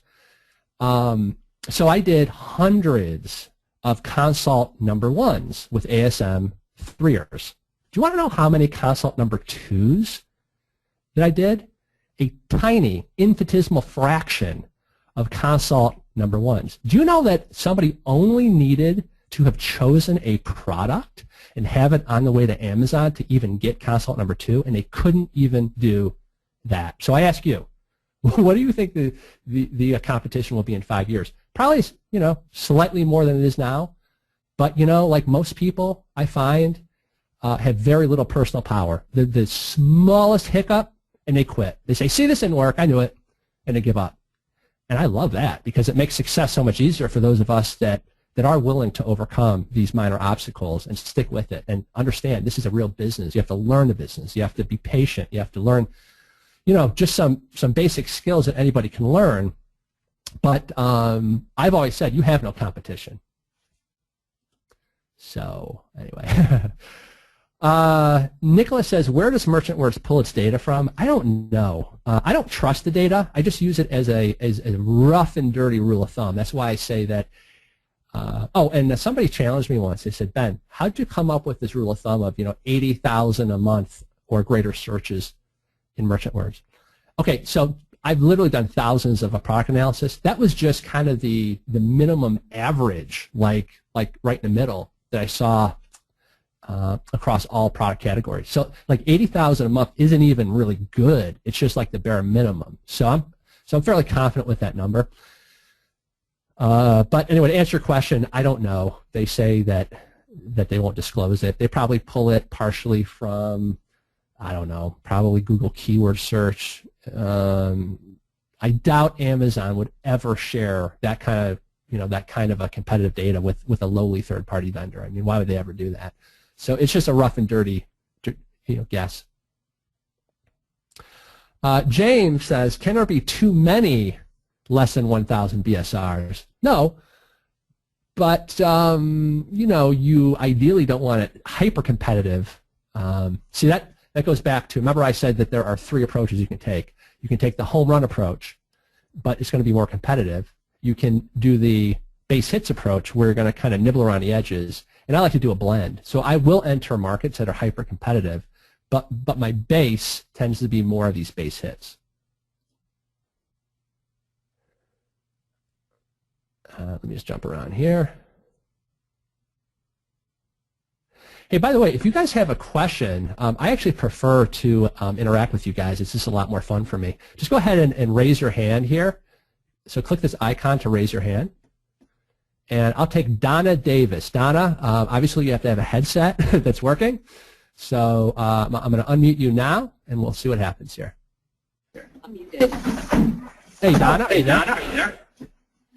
Oh, Ben, can you hear me? I don't have my headset plugged in. I can get it, but I don't have it. That's okay. So what's your question? At this stage, should we even be considering about thinking about a brand so that we have multiple products within the same type of category? I don't want to overthink, and I know that's part of my stuff, but I just was curious. Do you even factor that in, or just use your worksheets and what you outlined for us? All right. Well, here I'll show you how I think why brand names when you're starting out are not nearly as important as we like to think. Let me just see a good example here. Okay. See this one? This nature-made fish oil here, Donna? Yes. You see it says there's 35 other offers. So check this out. So the brand here happens to be nature made, but it's being sold by our Vita store. That's okay. Certainly not a very very good sounding brand name, is it? And look, in fact, it's also being sold by A Deals a Day, eLife, Suncoast Select, blah blah blah blah blah blah blah blah. So the brand name isn't that vital. I'm going to mute you only because I'm hearing an echo here. Sorry, Donna. So the brand name is not something to obsess over until you actually select the product that you're going to go with. Because people don't care like who the seller information is, which is really what I think you're asking. Everyone gets obsessed over this part, sold by blah, blah, blah. You could literally call it ABC 1, 2, 3, 4, 5, 6, 7, 8, 9, and people wouldn't care. They're looking at the images, and of course, once you choose the brand, the product, yeah, you definitely want to come up with a cool sounding brand name. But it also doesn't have to be even coherent, congruent. Like in other words, you can have ABC 1, 2, 3, 4, 5, 6, 7, 8, 9 selling blah blah blah fish oil, one brand, yada yada yada, baseball gloves, and some other brand name that you came up with for like hummingbird feeder, and people don't care. People are buying the product. They're not worried about this. Their perception, the unwashed masses that shop on Amazon, their perception is this is actually stocked and sold by Amazon anyway. Okay, which is why this is such a good business model. We get to leverage into their authority. So I hope that makes sense.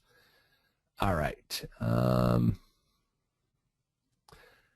Take some other questions. Okay, we have Eddie Kern, I think it is. Eddie, get ready. We're going live with you, buddy. I'm going to unmute you in 3, 2, 1. Hey, Eddie, how are you? I am excellent. I don't know if you can hear me. I can hear you perfect, Eddie. Oh, great. My question is just where do you find merchant words? I love this whole procedure. I think that's a great thing. I think any great business needs to follow a definite formula, and that's what I was missing. I needed this so much. Oh, awesome. So the first site is called AzonSellerTools.com. Yes, I have that. And is that where the merchant words comes from as well? Nope, that's a separate site, and that's Merchant Words with an S, merchantwords.com. Oh, perfect. I love this, Ben. Thank you. Oh, absolutely. Thanks, Eddie. Appreciate that. Mute you, and sorry, let me just lower his hand. All right, let's see who else. We have Eileen Marianne O'Neill. Sounds like an Irish name if I've ever heard one. Let's go to Eileen here. Hey, Eileen, how are you?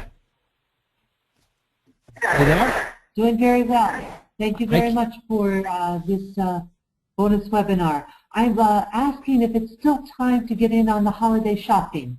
When you were talking about not hurrying or not rushing, is that something that we should be aiming for, or hold off? That's a great question.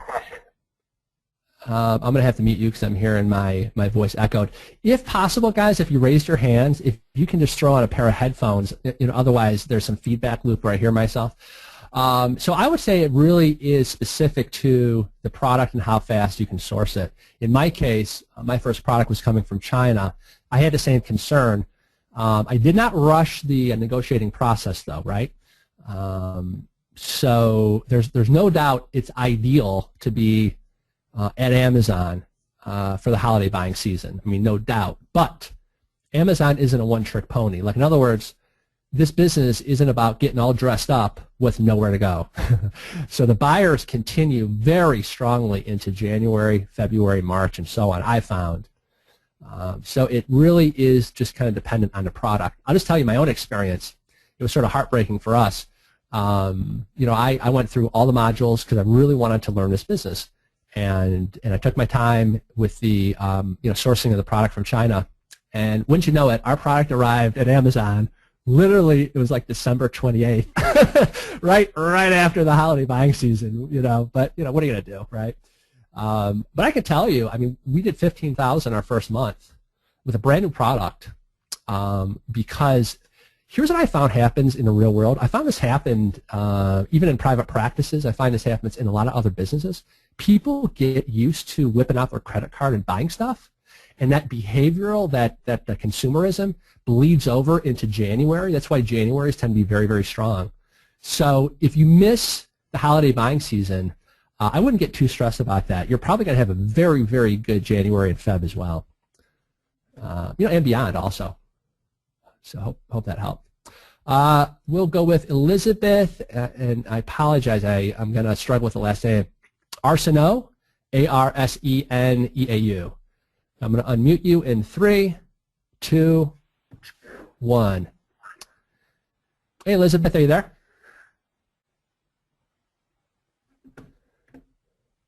Okay. Let's see who else we have here. Let's go with Francis Neal. Oh, and by the way, I forgot to mention, you're only allowed to ask questions that I can answer. Francis Neal, ready? Here we go, buddy. You are live. Hi, Francis, are you there? Ben, can you hear me? Yes, I'm here. Okay, perfect. Yeah. Oh, boy, you just cut out. I'm back. Are you there, Francis? I'm here. Okay. I'm back. You are back, buddy. Okay, cool. So thanks for the webinar and thanks for the Merchant Word website. I thought that was really cool. Cool. The question I had is on the 80K criteria for the keyword, is that for a high-hitting product or is that for one of the base products, the 10K a month kind of products? That's for any product. Yeah, Okay. I mean, yeah, it doesn't get a go or no-go decision if it doesn't at least do $80,000 a month. Okay, so that could be high-hitting or it could be a base product or somewhere in between. Yeah, I mean, Okay. but, you know, the common sense rule applies here because, like, probiotics, like we saw what incredible BSR it has here, and then you see that it has massive monthly searches, you know, as opposed to, I don't think we did hummingbird feeder, but I'll just give you, like, a good example here.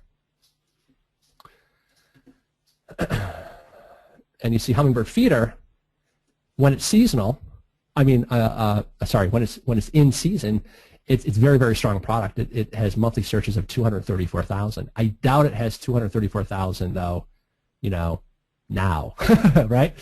Right. So, but yeah, so you will find what's really interesting, like people that slam merchant words and Ben, how can you trust the data? And you know, I feel like saying, dude, I agree with you. I can't fully trust it. It's just like any tool. It's just a best guess.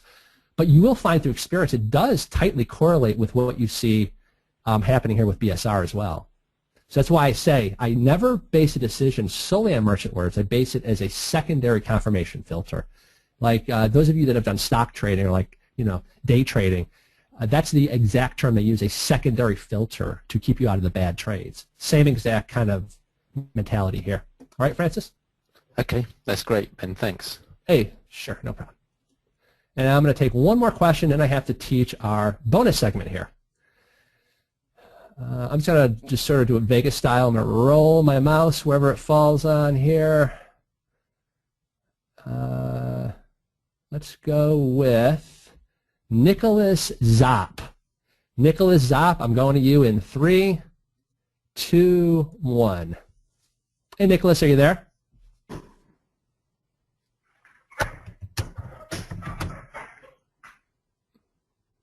Apparently not. So we'll go to the next person here. Let's go with Pat. Let's go with Pat Baker. Pat, you will be, you're going to be with me in 3, 2, 1. Hey, Pat, are you there? I am. Thanks for doing the session, and I was interested in some of your information seems to be a bit different from that on ASM. Like for instance, you're saying go for 10 products and presumably quite quickly. Now, I understand that that's going to give you more chance of success, but I'm wondering how you came to discover and how you came to decide which of Matt's advice to follow and which to go your own way on. I don't really know how to answer that other than just through experience and trial and error, right? So like, for example, when I saw how seasonal that my first product was, mental note to self, you better add Google Trends as one of the dud avoidance factors. And, as I started out just like you, by the way. You don't have to buy these tools. I'm just showing you my approach, okay? And if that freaks some of you out, I would say, fine, do it the ASM way, but you'll eventually come around to me. Trust me, you will. But, starting out, I realized this can be like mind-blowing, right? You're like, oh my gosh, what do I do? I actually think this is, in a way, less subjective, more simple than what's taught in the traditional ASM approach. Because now we can have some rules and some criteria that we can quickly reject or accept these product choices. Now, just because you get an all systems go for, several of your products, you're ultimately going to go with the one where everything falls into place. You just happen to really connect well with a certain supplier, and so on and so forth. These are kind of the X factors that you'll encounter. So this is going to get you, to the 5-yard line, as we say in America, but you still have to carry the ball the rest of the way into the touchdown. But this is going to give you a huge strategic advantage over the herd, But if you want to look at this webinar or something you need to come back to after you adhere to the original ASM method, I have no problem with that. It's a personal choice, right? All right, let me now switch over here to the bonus segment. Now, Pat, this might blow your mind, but I think this is a pretty cool method. This is a ninja way to find future hot products before they're hot on Amazon. Now, what if there were a way, just what if there were a way to find future hot sellers before they were best sellers on Amazon.com? Now, you can see here the bell curve of early adopters, early majority, late majority, and laggards, right? There is an incredible advantage to getting into a hot product category first before it really takes off on Amazon. So imagine if you had been the first person to start selling Garcinia Cambogia or probiotics or yoga mats. And I guarantee you, at a certain time, very few people were selling any of those three. It would have been super easy to, number one, rank that product. It would have been super easy to stay ranked because at that point in time, very few people were there. But you would have made a fortune once that category caught on within the Amazon ecosystem. Now, I've noticed on Amazon there's a bit of a lag. Something that's super, super hot elsewhere eventually becomes super, super hot on Amazon. Okay, so let me show you kind of an interesting way. There's one way to uncover these future hot products and grab the early advantage. And that is piggyback off of large niche e-commerce sites. And I apologize, I like to give credit where credit's due, but I cannot remember where I learned this idea. Somebody tossed this idea in my lap, and for the life of me, I can't remember who. So I apologize if it was one of my brainstorming buddies or something. But this is a really, really good idea.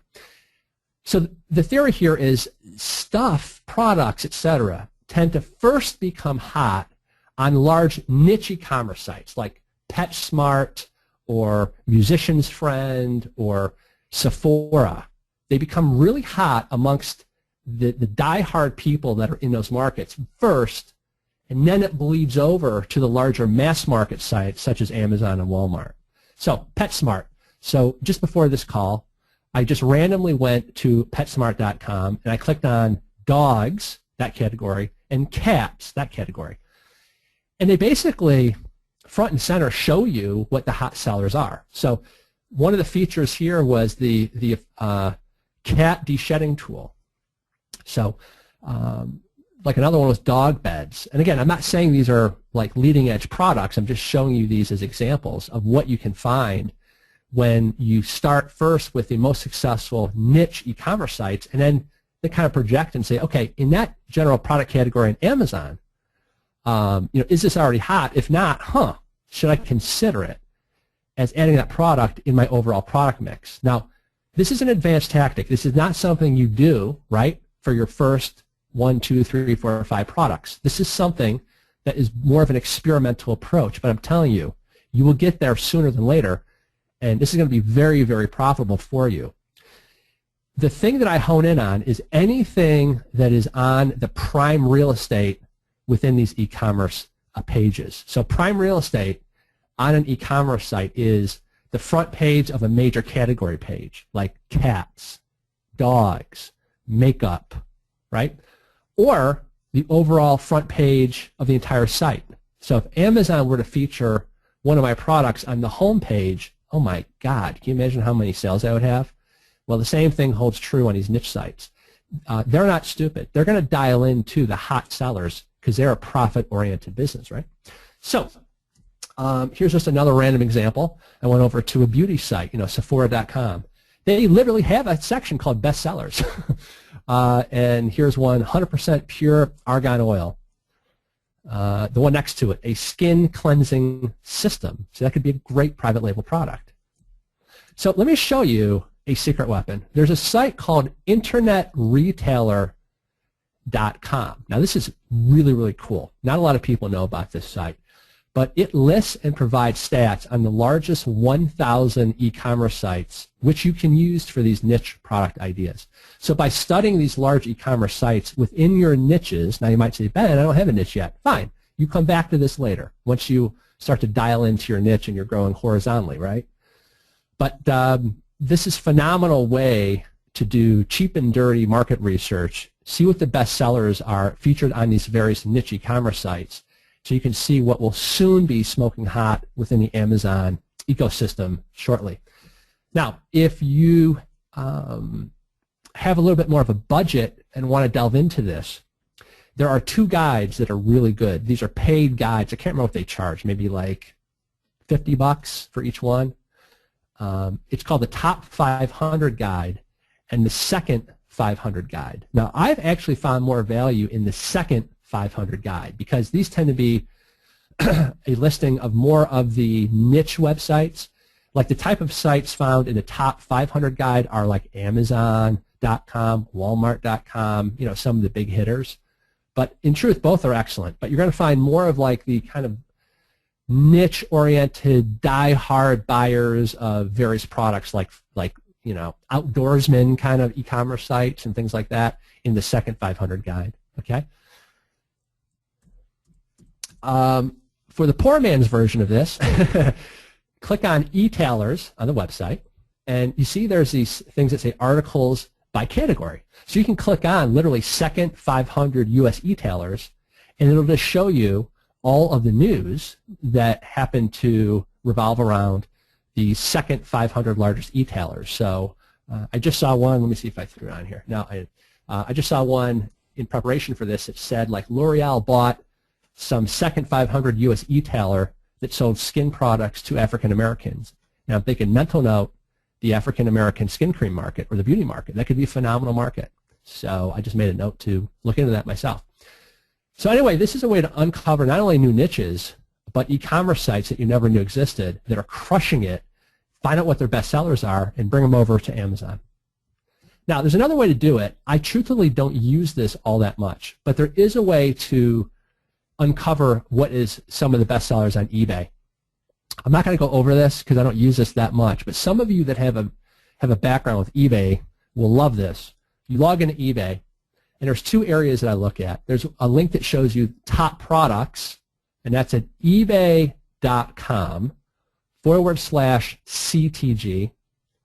And then there's a link that shows what's popular, and that's at popular.ebay.com. Okay, so obviously, you know, this the what's popular thing, you would just click on like a category that you want to check out, and boom, there you have it. You're going to see the top items that are selling on eBay. Now, in truth, the reason why I don't use eBay all that much for certain products is, like, if I were to click on, let's say, the beauty category, it's all going to be brand name products. It's not really going to show me leading edge stuff. But I will tell you, for certain product categories, you can find some really, really cool products that for some reason they haven't taken off yet on Amazon. Now, I just need to stress, this is a bonus segment. Do not get stuck on this bonus segment. This is not the best way to find proven Amazon sellers. This is only a way to find experimental products to expand into once you're selling proven sellers on Amazon, right? Are you guys with me on this? Okay. So the way I'm using it is I'm just going to study the biggest e-commerce sites in our niche for future product lines. And again, you know, under the theory, this is experimental. So maybe like 1 out of 5, maybe 1 out of 10, I'll source and I'll see what happens. Okay. So just thought you would enjoy that. And also is another way to find hot products that you can then re-verify on Amazon if you want to do it that way. So with that, I want to wrap up with some specific homework. As your coach, I'm going to kick you in the butt here, and I have certain expectations for you. And here's what they are. You ready? All right. Number 1, set a timer for 60 minutes. You can do it tomorrow. Using the bestseller matrix, quickly, urgently, add 20 product ideas to my high odds spreadsheet, which you'll be able to download underneath this replay once the replay of this has been posted. Second, then you're going to run all these 20 products very quickly through my high odds product picking system. I showed you in real time how I can literally do products in minutes. Most of the time will be spent actually in those products that will move from left to right, because you'll find a bulk of the products you can immediately eliminate right off your spreadsheet because they don't meet my hard and fast rule, which is the BSR criteria. Third, then do me a favor, don't overthink this. Pull the trigger on the best one and the best product in which all the stars have aligned for you. And then I want you to start contacting the suppliers, whether that be China or various suppliers here in the U.S. As I've stated a few times on this webinar, do not be afraid of China. I have made a lot of money by overcoming whatever hang-ups I had with China. And I walk you through exactly the process that works best for us on that video, How to Negotiate with China, that I showed you where it was. It's in the ASM Masters bonus site under the live events, and it was session number 2 of 2014, June 2014. All right? So I will take any final questions you have. I'm pretty burnt out actually at this point because we've been going for almost 2 hours, but if you have any questions, I'll probably take another couple minutes worth here. William Myers says, excellent training, Ben. Must get going and get busy. Thanks, William. When will you post Excel sheet? I don't post those. Actually, there's a guy named Dave who works with ASM Masters. He's going to be posting this replay as soon as it renders. You know, we're always at the mercy of the video rendering and the upload time. And I've already given him the spreadsheet and the slides, so he'll post that when that webinar replay is available. And trust me, these guys know that you guys want this replay available, so I'm sure they're going to move quickly on it. Kevin says, can we get your spreadsheet, please? Yeah, you're going to get it with the webinar replay. Where do we learn how to find and contact manufacturers? I don't know where you guys are at with the ASM course. I'm talking the main ASM course. If they haven't covered that yet, they will be covering that very, very shortly because there's a whole module on that. Nicholas says, do you ever consider number of reviews? I do not, and this may sound egotistical, but I don't care because I feel like I can compete with anybody and get my product to page 1. I think I'm pretty skilled at that, so I personally don't factor in reviews. I think these other things that I've taught you hold much greater sway in your long-term success on Amazon. Again, that's just my opinion. You know, there's different ways to skin a cat. There's different opinions, right? This is just my way. Barry says, do you prefer consumable products for repeat orders? I do like consumable products, but so at this point, because of all the coaching I've done in the Amazon world, I've been exposed to a lot of the heavy hitters, I mean a lot of them, and I know what products are selling, I know the brand names. And I would definitely not say that all of them are doing consumable products. I would, if I just had to randomly guess, now I'm thinking I'd probably say maybe only 30% were doing consumable products, which is kind of interesting. You would think intuitively that that would be because of repeat orders and that kind of stuff. And I'm sure that is, you know, a nice benefit to have those consumable products, but I would probably say the vast majority are doing it with non-repeat order type products, believe it or not. Angela says, as a new ASMer, should we avoid categories like beauty and health? Well, no, that's a massive category. You know, like you might find like lower back, like pillow, like lumbar pillow. You know, technically that would be in the health category, and that might be a wonderful opportunity, you know. So I would not just wholesale reject entire categories just because. So like if you said, should I do, you know, cellulite cream, I would say yes. Don't enter cellulite cream. There's a million people doing cellulite cream. But beauty and health is very vast, you know, category. So no, I would say keep your options open. Diane says, you're amazing, Ben. Thank you, Diane. This is fabulous. Thank you. Hey, if you guys like this, I love getting shout outs in the ASM Masters Forum. So, you know, if you guys like this, I love reading about that sort of feedback, and that's always appreciative because it also lets Jason Wilson know that I'm doing a pretty good job. Where will the replay be posted, says Denker. Denker, I believe all the bonus stuff is housed here on the ASM Masters Rapid Crush bonus site. So, yeah, I'm sure it's going to be here. Let's see. Cam says, are going to be doing more webinars beyond what we get with Jason's bonuses? If yes, how do we sign up? Cam's already wanting to hand me money. Well, thank you, Cam. I appreciate that. At this time, okay, so this is not intended to be a pitch, I swear. People pay me for ongoing monthly webinars like this, and it's kind of the same format, okay? And I opened it up in August. We sold out very quickly. And I might reopen this again because I'm assuming there will be, you know, some strong demand for this. But right now it's closed, and it's not some weird marketing gimmick to like, make you buy or anything like that. I'm frankly so busy with my Amazon business. For me, that's my top priority, and I'm doing this solely because there was so much people asking for me to continue doing coaching, and I didn't have the time to do it one-on-one anymore.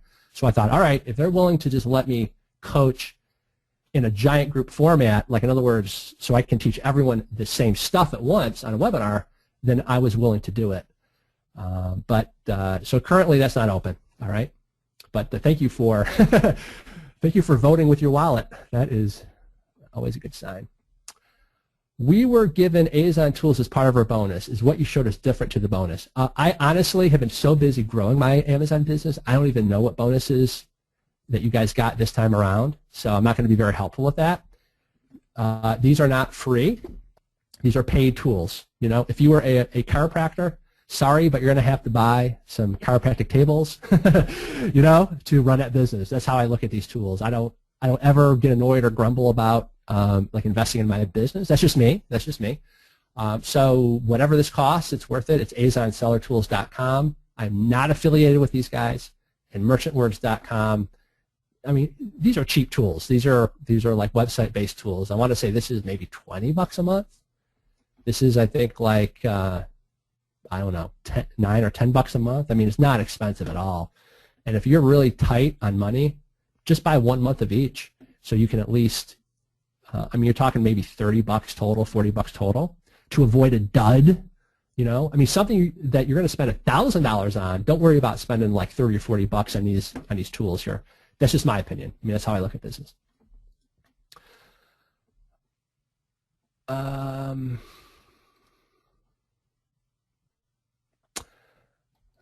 of these are outside the scope of this topic, so I'm just, yeah, I mean, I don't want to get into LLCs and all this kind of stuff. Someone says we're given ASON tools as part of our bonus. No, that is not the same thing. That is something that is named like in a similar way, but it's not ASON seller tools. Theirs is like ASON yada yada yada. I'm not even sure, but no, this is something different as far as I know. Sandy says, how long have you been doing this? I've been doing it since, well, I was with ASM 2, so I bought the course through Jason and Wilson in October of last year. My product went live the end of December, so I would say 9 months I've been doing it, and we hit about 90,000 this month, so that's not a bad return on my investment.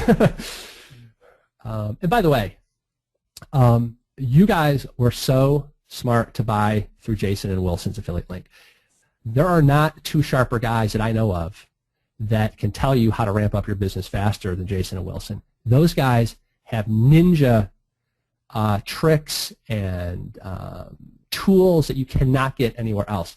You would not believe how many people, and it's not just a couple people, a lot of people have literally rebought the entire ASM course just to get access to the bonuses that you guys got.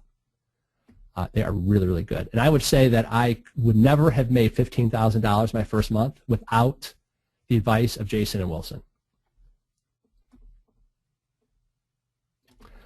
Marco says, amazing stuff. Thanks, buddy. Okay, Samir, you've reposted the same thing literally like 10 times, so I think I answered that. Do you do private calls to consult with on product selection? Nope, I don't have time for one-on-one consults anymore, and I'm very expensive. I charge our doctors $500 an hour, and I've told everybody I'm not doing any more one-on-one consults. I mean, why would I? I'm making way more money with way more leverage in my Amazon business, right? I mean, there's no leverage in me doing one-on-one consults anymore. So I've stopped all of it with all my chiropractic clients and with ASM people. I'm just doing these group kind of trainings now. Great webinar, you rock, thank you, blah, blah, blah, blah, blah, thank you. Just keep going here. What is a good amount of money to start with one product? Okay, let me tell you my experience on this. I think you'll find this kind of either funny or sad, depending on how you look at it. So I was way too conservative with my first product. I think we only spent like $400 on inventory with that first product, and it sold out like that.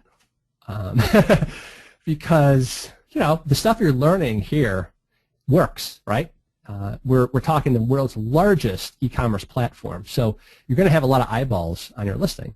So I think, in retrospect, that was a big mistake. I was too conservative, and I had the money. I mean, it wasn't like you know, like $1,000 was going to bankrupt me or anything like that. But I just wanted to be like ultra conservative. I was worried, you know, probably just like you guys are. I would say that if you have $1,000, if that's not going to, you know, change your life that much either way, I'd say get about $1,000 worth of inventory, because you don't want to get all dressed up with nowhere to go. So like, it really pissed me off. That first month, like again, we made $15,000 in sales, but I sold out, and then I had to wait. It was like so painful. I had to wait for the reorder to arrive.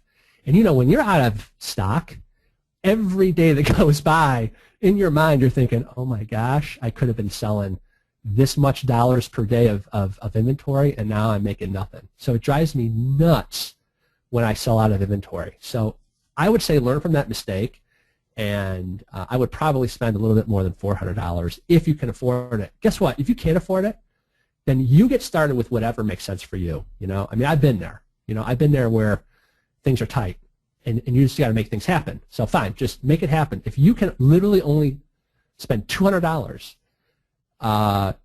then you need to pick products that you can source very, very cheap, and that's just what you have to do. And just make it happen, though, because I'm telling you, there's magic that kicks in. You know, I don't want to get all kind of spiritual sounding and you know, kumbaya on you here, but something happens when you take massive action. It's like the like the clouds part, the Red Sea parts, just stuff starts clicking for you that almost seems like magic. So you get started no matter what with whatever budget you can, and you pretend there's no refund allowed, and you take that mentality that you will make this work, whether it kills you or it's either success or nothing at all, right? And you will do well in this business if you have that motivation, that desire, and if you study what you're supposed to study and don't get impatient and look at this like a real business, you will do very well, very well. Let me just throw out one thing that I'll just mention. I know I've thrown a lot at you, but early on in this webinar, I mentioned that it's my firm belief that if you're motivated, if you follow the systems, if you follow what I teach, what Jason and Wilson teach, and what's taught in the ASM course, there is no good reason why you can't be at 40,000 a month sales within 6 months. No reason. Because you only need enough money to come out with that first product. And then through a process of strategic reinvestment, you can add the second product. And then now you have 2 products selling. And then you reinvest into the third product and fourth product. It kind of snowballs like that.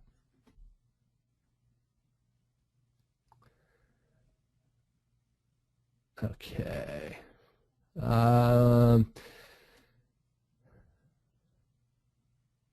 Valerie says, do we need prior approval for animal supplements from Amazon? I don't know that, but that's a real quick question that Amazon support can answer. I'm not in that product category, so I don't know anything about it.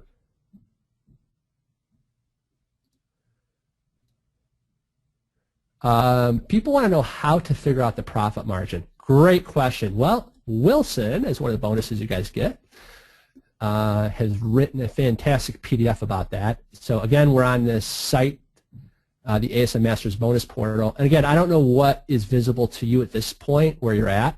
So yours might look a little different, but it's under training guides and follow-along documents. So we're going to click on this one.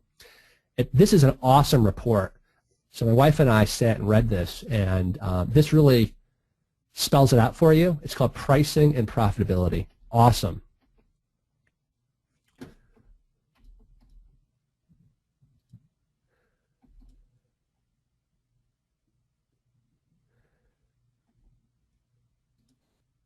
I'm just kind of going through.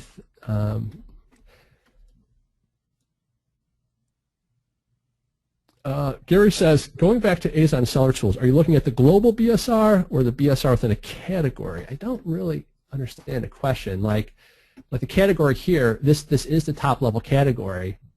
I mean, the tool automatically does the top level category if it can. So this is the top level category, health and beauty. So this means this is the 63rd ranked item in all of health and beauty. So that doesn't mean it's 63 for probiotics. It means for all of health and beauty. Right? Hope that makes sense. Henry says, do you have a problem if all the first page items have a high number of reviews? See, for me, that doesn't, I mean, I don't care because I feel like I can compete. I mean, I have knowledge and a set of tools that I know that I can pretty much rank most any product. I mean, within reason. I mean, I'm not talking, I probably can't rank the page one, literally the most competitive top 3 products, although I bet I could if I wanted to. No, what I get more worried about is when I see 7 out of the top 10 are ASMers. Okay, that tells me it's just oversaturated. I don't want to compete because then we're all like a one-trick pony. Again, I believe that you got to stand out and look different if you want to compete in the marketplace. So if I see, let's say, I'm just completely making this up, let's say coffee mugs. If I see coffee mugs that there's very few ASMers and I see that they have a lot of reviews, by the way, a lot of reviews is indicative of what? Massive buying activity, right? Because only a small percentage of people that buy go back and leave a review. So if you see like page 1 is riddled with huge numbers of reviews, but I don't see a lot of ASMers, that's like ding, ding, ding, ding. I like that a lot. Don't be afraid of competition, in my opinion.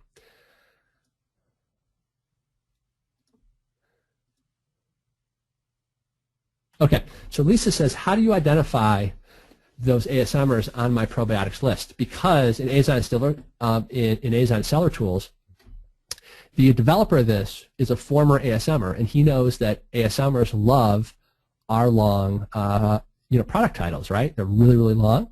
So he just shades them blue when they exceed a certain number of characters. So, as a general rule of thumb, we can see that there's probably 1, 2, 3 ASMers in the top 20. Joni asked, do you offer coaching? Sorry, Joni, not at this time. I don't. Thanks for the training. Thanks. Very nice training. Thanks, guys. Hey, by the way, I really appreciate all the nice comments. Don't be offended. I'm going to kind of skip over those and just go to some of the questions. And I really do appreciate that. It really means a lot that you guys are liking this. So let's see. So we had another question about reviews. I think I answered that already.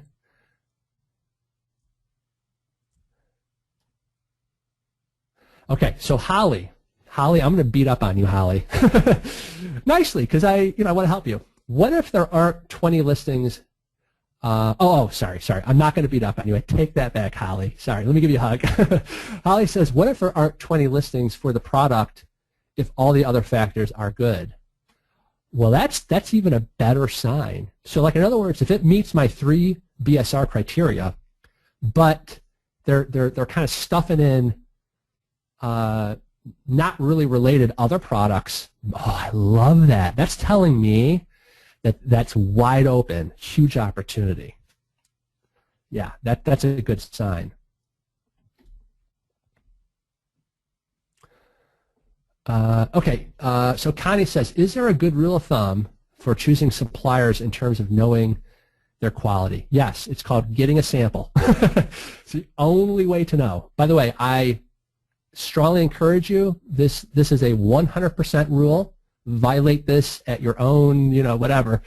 Like, before you spend whatever, $400, $1,000 to source a product, always get a sample shipped to you from China. You need to hold it.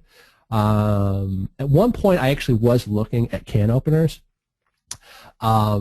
And so I was all ready to go. I was going to place a giant order. I'm thinking, okay, this is perfect. It's not branded properly. The thing reeked like oil. It was dripping oil. If they're going to send you, and you might think, well, you just got lucky. No, this has happened like twice. I've gotten samples where the samples were mismanufactured. And I'm like, if they can't even send me a good sample where they're trying to get me as a customer, what does that tell you? So you always got to get a sample from them.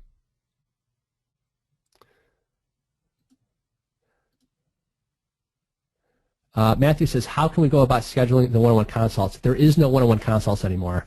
I'm not doing them anymore. That was only with ASM 3. Instead, Jason and Wilson paid me a lot of money to teach 3 webinars. So we're now doing this in a group coaching format. Deborah says, unclear where product approval triggers show up in your process. Well, it doesn't, because if I need product approval to sell in a category, I'll just go out and I'll get that, I'll get the approval for that product category. I mean, that doesn't scare me. In fact, Deborah, it kind of goes back to something I mentioned earlier. I actually prefer that. Why? Because most people freak out over that little stuff. So it's like the person that said, oh, should I just avoid the whole kind of health and beauty category because I think they were worried that they had to get pre-approved. Oh, I love that. That makes me want to enter that category even more. I love barriers to entry because most people are wimps. They won't, that stuff just freaks them out. Guess what? It's not that hard, guys. Roy says, where do you find Azon Seller Tools? It's azonsellertools.com.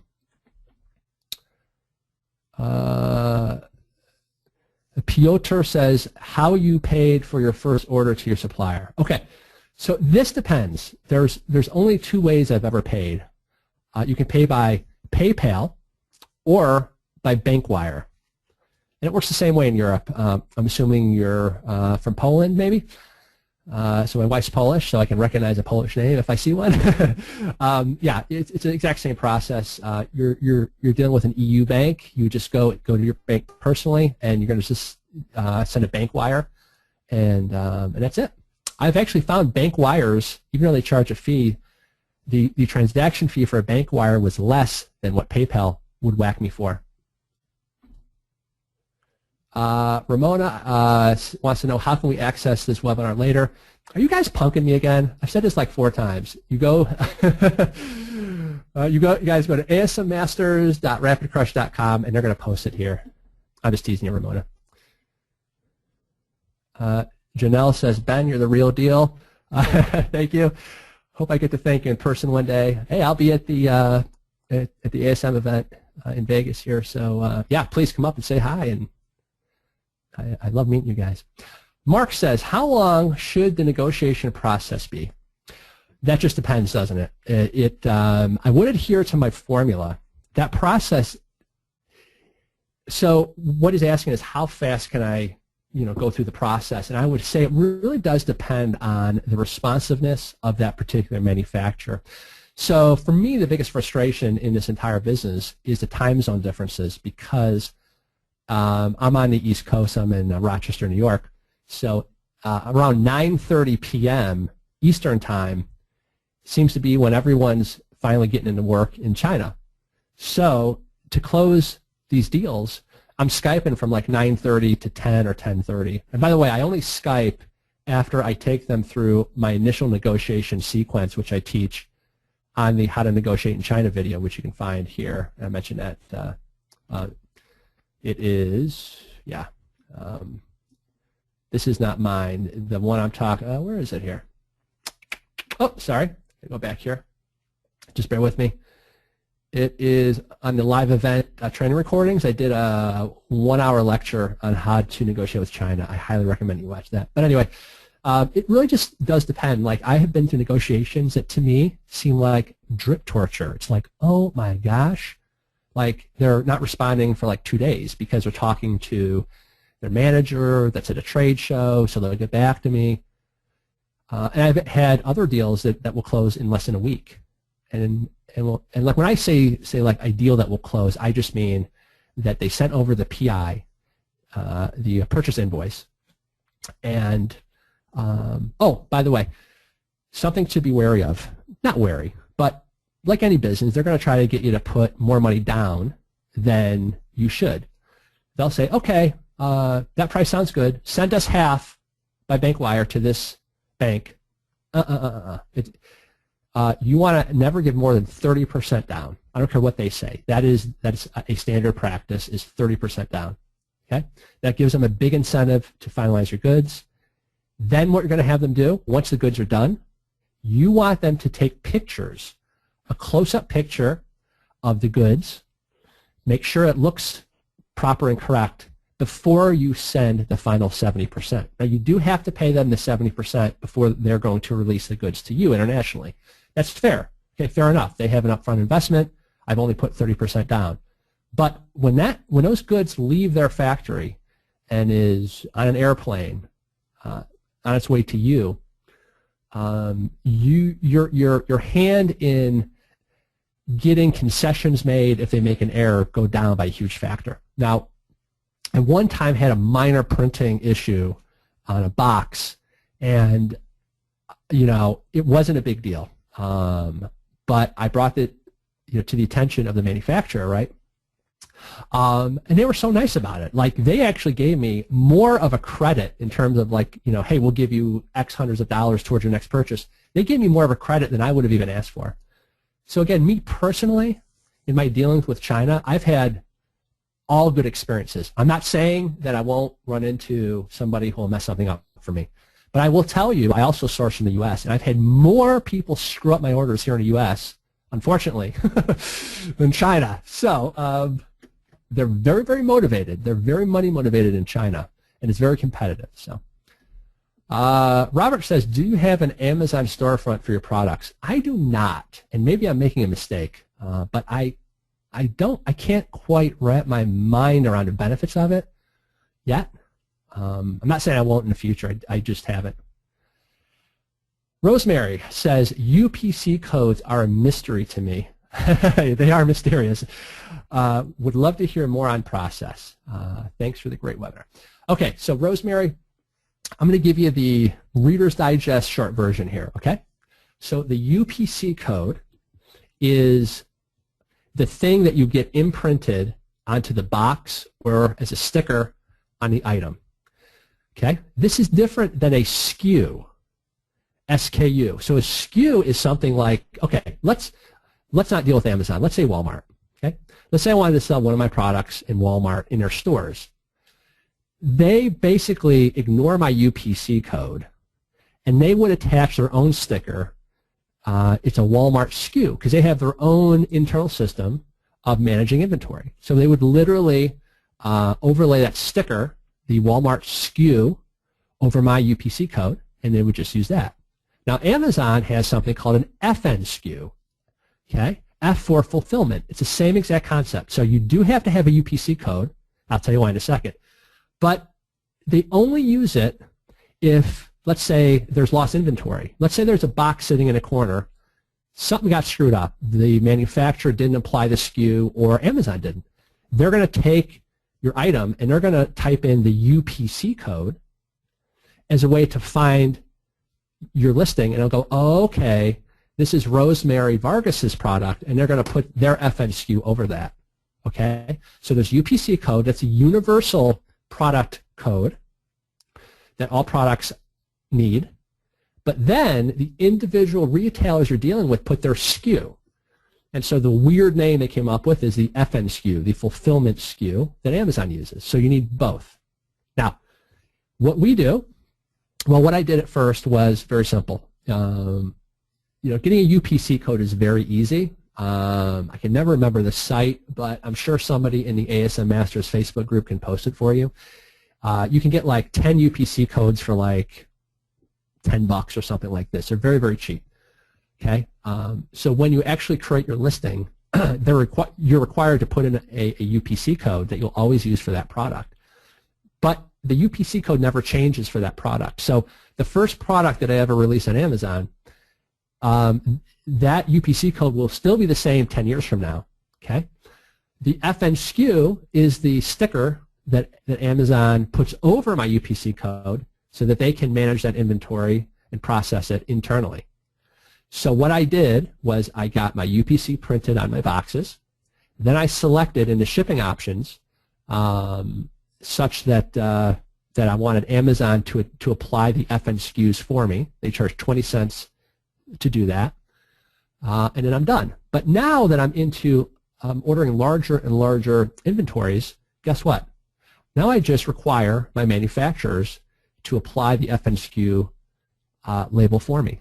That simple. Okay? So I hope that answered that.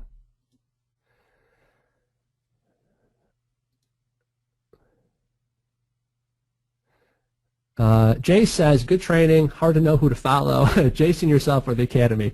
I think you'll get good stuff from all of us. I'm just sharing, the whole kind of genesis behind this is like people kept asking, well, what are you doing specifically? So this is, I'm not saying I have the only way or even the best way. This is what's really working well for me.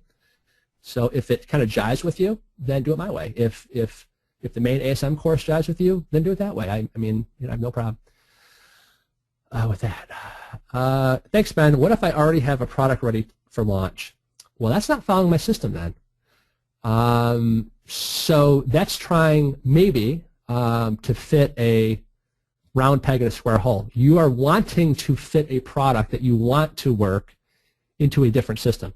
The system is first find huge demand, find that that tsunami wave of traffic, and then stand in front of it with your private label product. That's the system. If you do it a different way, do that at your own risk. Okay.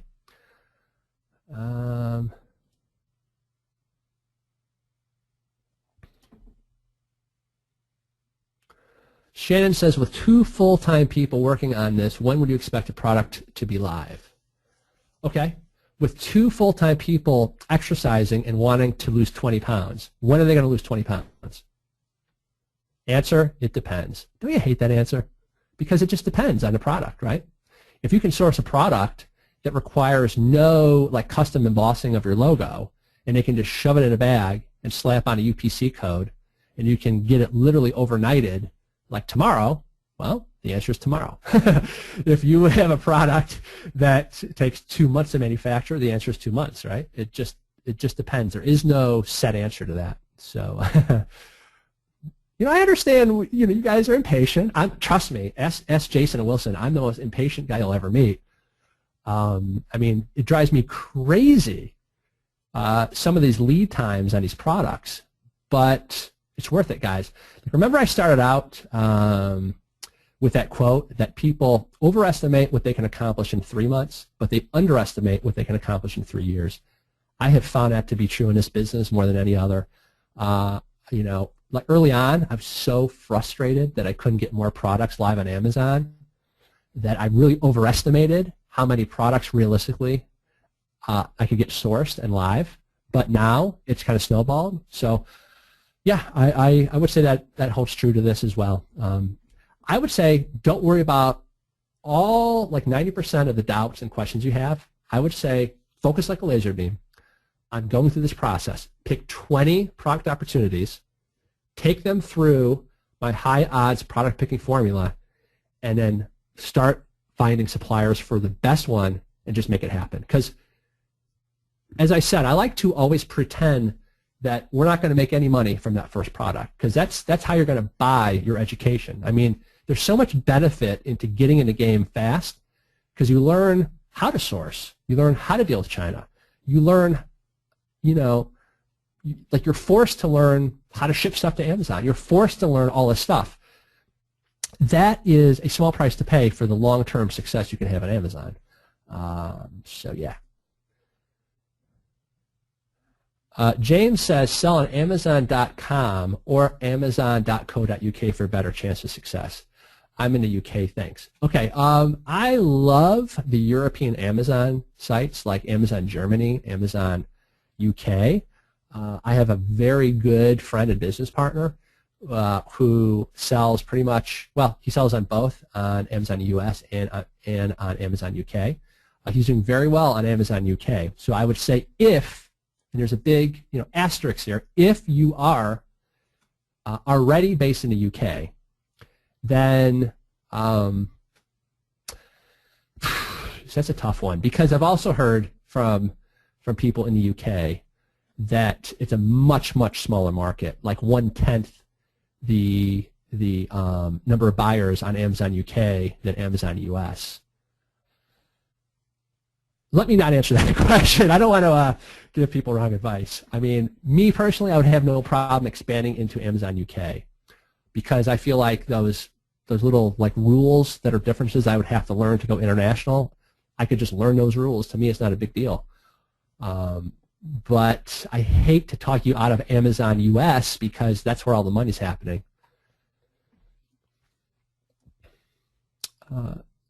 Marguerite says, thanks, Ben. Now my head's really going. Good.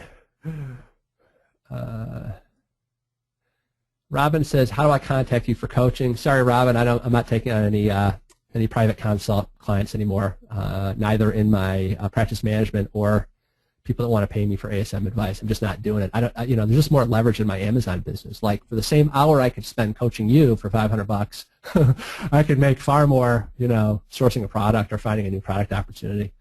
Not that I don't want your money. Don't get me wrong, but I could, there's so much more leverage. You guys will understand once you get cooking with Amazon.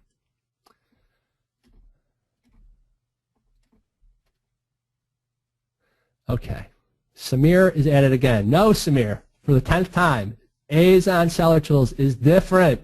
It's different. It's not the bonus you got. It's different. This is a paid tool that has a similar name, AmazonSellerTools.com. All right, let's keep going here.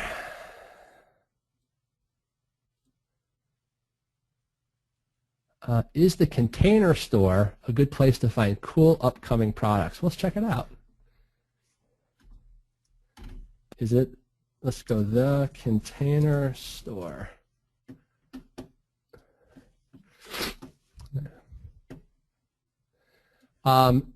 you might want to see if this is one of the top 1,000 e-commerce sites on Internet Retailer, because it could be. I mean, this looks pretty cool. Cool. I'm going to check that out. Thanks for pointing that out, Maggie. I've never heard of that store. Brian says, can you give an example of a brand-driven item that you've come across in your own searching? So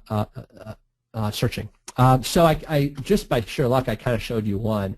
This is kind of like what we don't want to see when the top, like above the fold, are all kind of dominated by one or two brands. See Curad, Biomask. 2 3Ms here, Kimberly-Clark, Biomask. See, it's if I had to guess, 70% of the page ones are all repeat big brand names. Okay, so that to me personally, again, this is just me personally, I'd be thinking, well, there's probably easier fish to fry. Plus, this product, doesn't meet my BSR criteria, so that's a easy no-brainer for me to skip that one. Is the pet niche one to stay away from? No, the reason why I like the pet niche, now I'm not in it, I'm friends with somebody in the pet niche, so out of our friendship, I've decided not to go into it, but I love the pet niche. But again, you have to pick your battles, right? Should you go head to head with the most mega best-selling pet products for cats? I wouldn't. I'd find ones that, again, are diamonds hidden under rocks. Use the bestseller matrix and kind of nibble around the edges. Find ones that have good, strong, broad base of BSRs, that have decent search volume of 80,000 a month or more. The other reason I love the pet niche is these are rabid buyers, right? The funniest. Okay, let me see if I can find this for you. Reflective vest. Okay, check this out. If this doesn't tell you something, watch this. Reflective vest. Let's put this into Amazon Seller Tools. It might have logged me out, but let's just see. All right, hold on 1 second. Let me just log back in.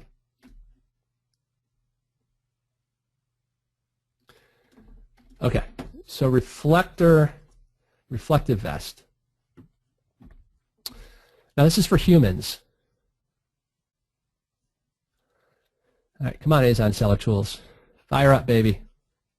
We have there we go. Okay, so look, these are pretty hideous, right? 102, 2000, 432. I mean, hideous BSRs. I mean, this is pretty good, right? But it's selling for $7. So, but let's check this out. Reflective dog vest. You're gonna die laughing when I show you this. Unless this has changed. So poor seller here, at least as far as my criteria.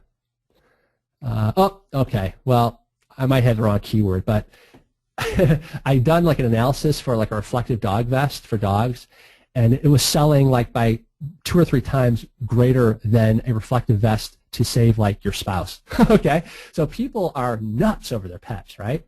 They love their pets. So I love the pet niche. I can also target them with marketing, right?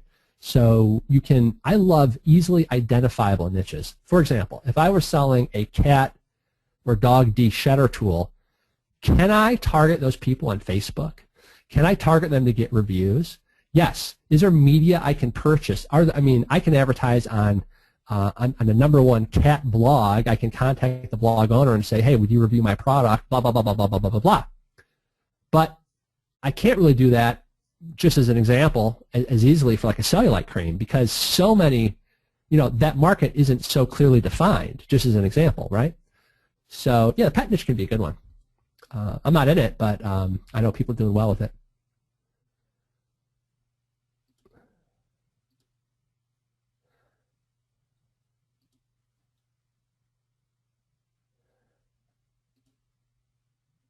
Let's see. I'm getting a lot of thank yous, and you like the content. I really appreciate that, guys. Hey, if you guys want to, I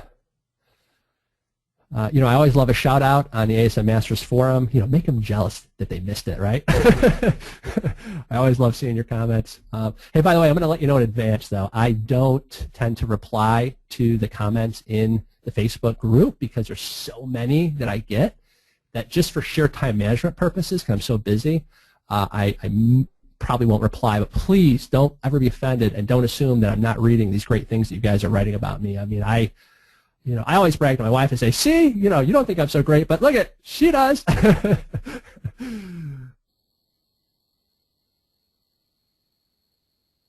Sorry says you didn't discuss the impact of the competition in deciding on a product. Au contrary, I did. I said that, okay, like right here, there's 1, 2, 3 in the top 10 that are ASMers. So if I see the top 20 listings, if I see them riddled with ASMers, I don't like that. So I would avoid that. So I beg to differ, sorry. I'm sorry. Let's see. Okay, so Danny says, you were talking about home run and base hit strategies. What are the numbers for home run? Okay, I actually did define that. Let me see if I can find that slide. It was right near the beginning. I have a gazillion slides here, so let's see if I can eyeball it. Here we go. So this is my definition. A home run product is a product that I know if I can get to page 1, I'm going to make anywhere from $50,000 a month upwards of $250,000 a month. A base hit product is one that I know I can make about $10,000 a month or more. Again, these are just like made up numbers, but just kind of what has always been kind of kicking around in my head, Like I know that if I get on page 1 for nut milk bag, that's probably more likely a $10,000 a month product than a $200,000 a month product.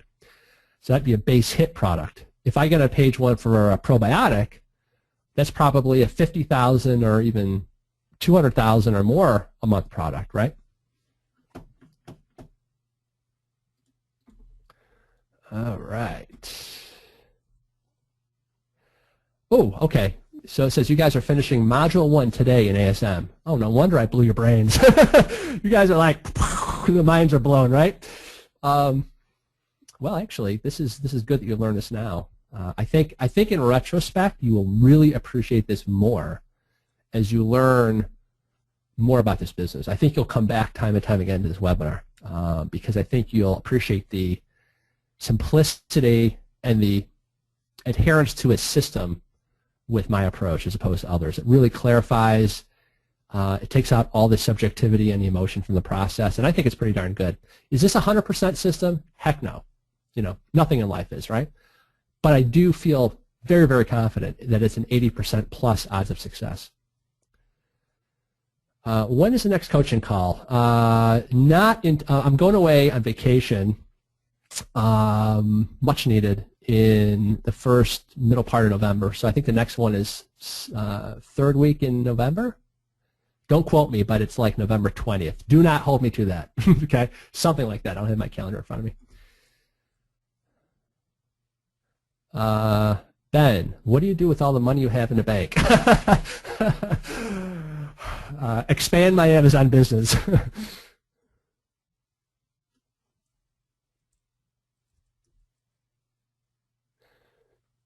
Okay, let me sort of wrap up here in a minute because I have to go pick up my son from school. So, so Catherine says, is it better to stick to one niche, e.g. health? Okay, here's my truthful answer.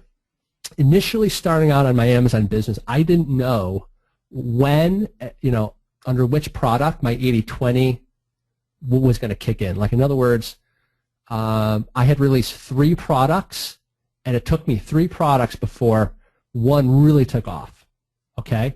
And so that was the marketplace telling me, by the vote of its wallet, that, hey, this is probably something, for whatever reason, you are connecting with this market. So in my mind, I heard a ding. This tells me that that's probably the primary brand, direction, and niche I want to hunker down in, and that has proven well for me. So I would say that you're not going to like the answer, but I'm just talking real world here because I want you to be successful with this as much as possible. I would say you're going to kind of do the throw enough you-know-what against the wall and see what sticks, and then grow from there. Let the marketplace tell you what it's responding to. It's a combination of the way you talk in your headlines, the product packaging you use, you can't predict that. It just kind of is like almost simpatico, where the marketplace, you'll just get into this groove, this stride, and the marketplace is going to constantly be telling you, whoa, you know what, we like this. The other one, you know, it's all right. And it just kind of really, you know, you ultimately want to use the 80-20 rule. It primarily is a driving force in your business. What is taking off? What is the one product that's currently accounting for 80% of your sales? And double down, order more inventory, scale that, get your product per unit cost down, market it better, get it ranking higher, and that's the exponential way to grow a business. I mean, not only in Amazon, but any business.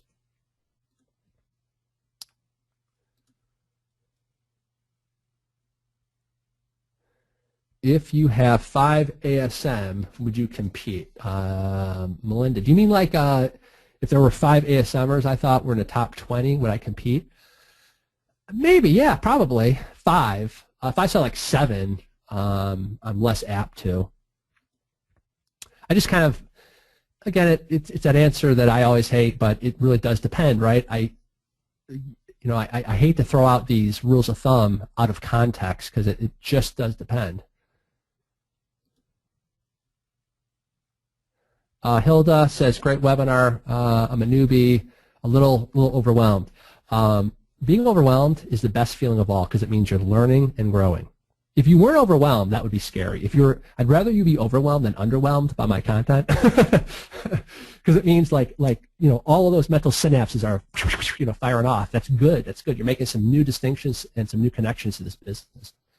That's where all the money is, right? All right, let's see. Fab training. Tanya says, I feel much happier now than I did 2 hours ago. Far less overwhelmed. Well, there you go. One person's overwhelmed and the other's less overwhelmed. Thank you. All right. Chris says, I've already heavily stocked a product that basically sucks. Based on these criteria, how would you handle that? You know, I wouldn't stress. I think it's awesome that you took action and you got a product on Amazon. Now, what you might have to do, well, first and foremost, you always want to take the mindset that you can make it work, that you can make it successful, right?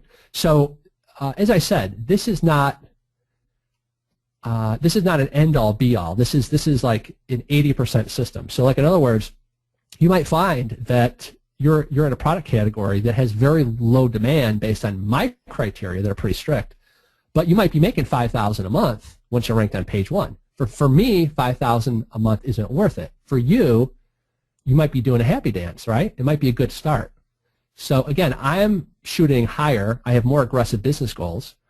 I'm impatient, so I want $10,000 a month minimum for my time, effort, and energy. If you feel that you made a mistake in retrospect, put that aside. Still go balls to the wall, get this thing ranked, do everything that you normally would do, and see what happens. However, if you see that it's a dog 2-3 months in, you have, again, you don't want to be emotional about it. It's just a learning experience because what's worth far more than whatever you would quote unquote lose, you would gain all that experience. And you know that you can easily replicate what you did only with a more of a base hits or more of a home run type product now, right? So no matter what, you can't lose in a deal as far as the learning and experience. What I would say though, is if you clearly have a dog, I would lower the price to break even, and I would run a sale, and I would just get rid of that inventory, and you know that kind of thing, and reinvest that into a product that is a bigger opportunity for you. But I would love for you to prove me wrong and say, Ben, my product didn't meet your criteria, and I'm making $10,000 a month. I would high five you in Vegas, okay? Is Garcinia Cambogia a good product to go after? I would say no. I mean, I feel like that's clearly oversaturated at this point. But, you know, I hate to give these limitations to people. Maybe Sanju is some, you know, Facebook advertising ninja and could make a bloody fortune with it. I don't know.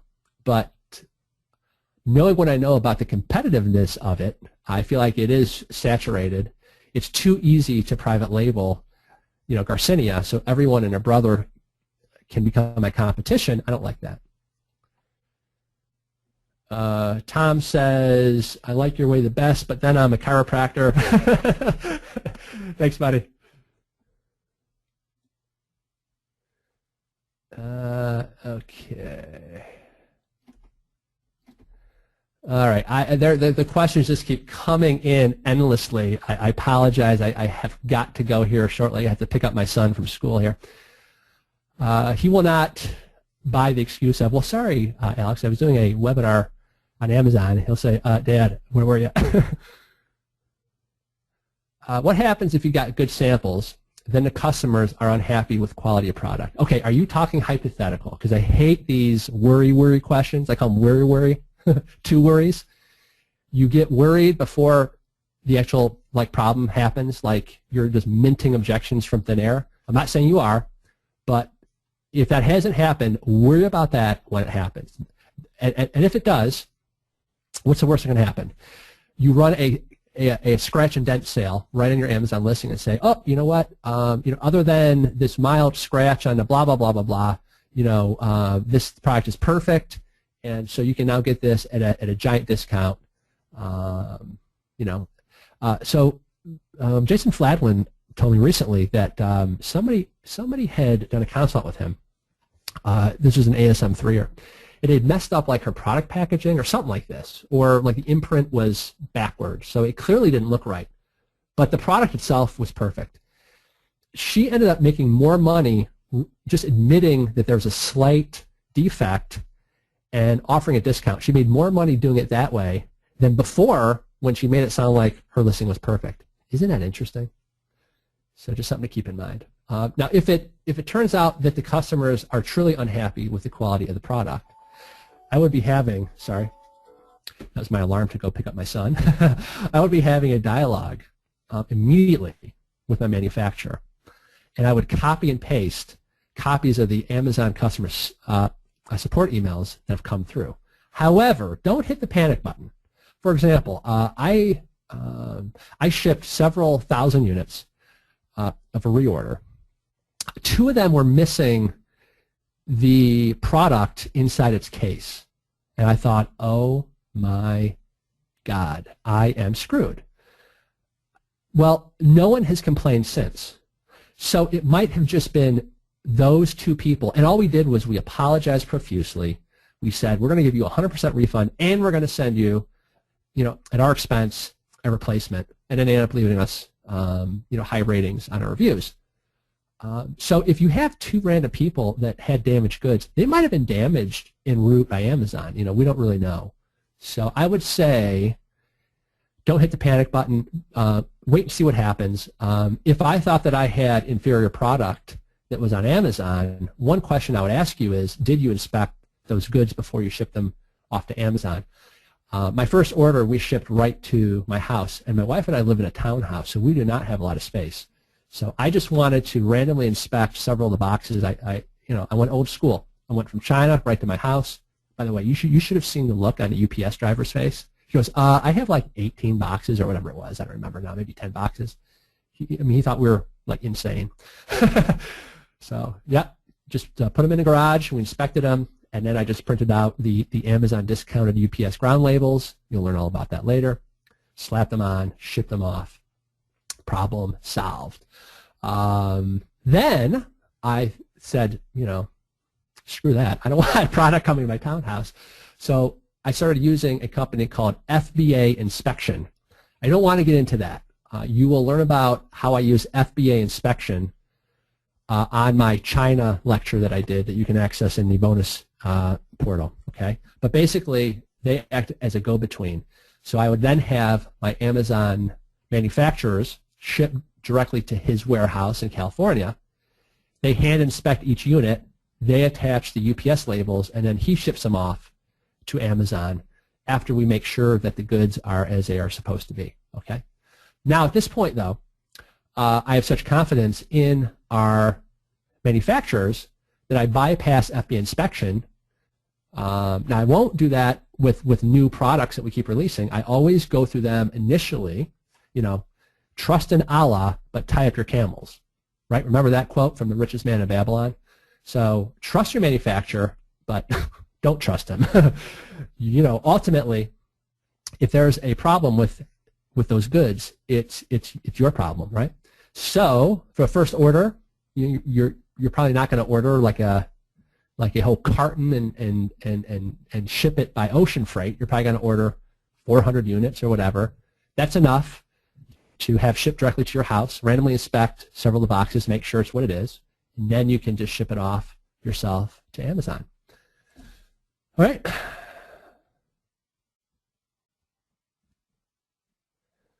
James says, why wouldn't $5,000 a month be worthwhile? Well, if $5,000 a month is worthwhile for you, go for it. For me, it wasn't worthwhile because I asked myself this. Okay, if I have $1,000 to spend and I can go with a product that'll make me $5,000 a month, and for the same $1,000, I can go with another product that'll make me twice that, $10,000. Why would any sane person choose the one that would only make me $5,000 a month? If you can explain that to me, I'll answer your question in deeper detail. All right.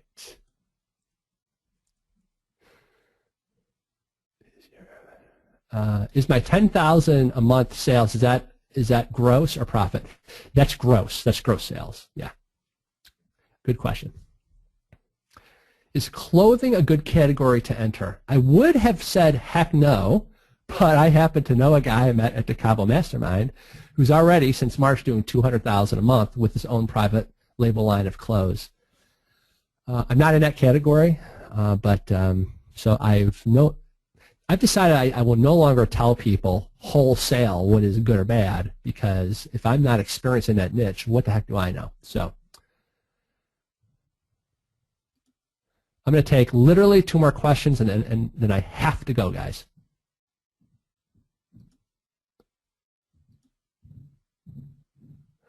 All right, I'm going to randomly take one last one. Do you have preferences on price range for sales? Are you talking like retail price?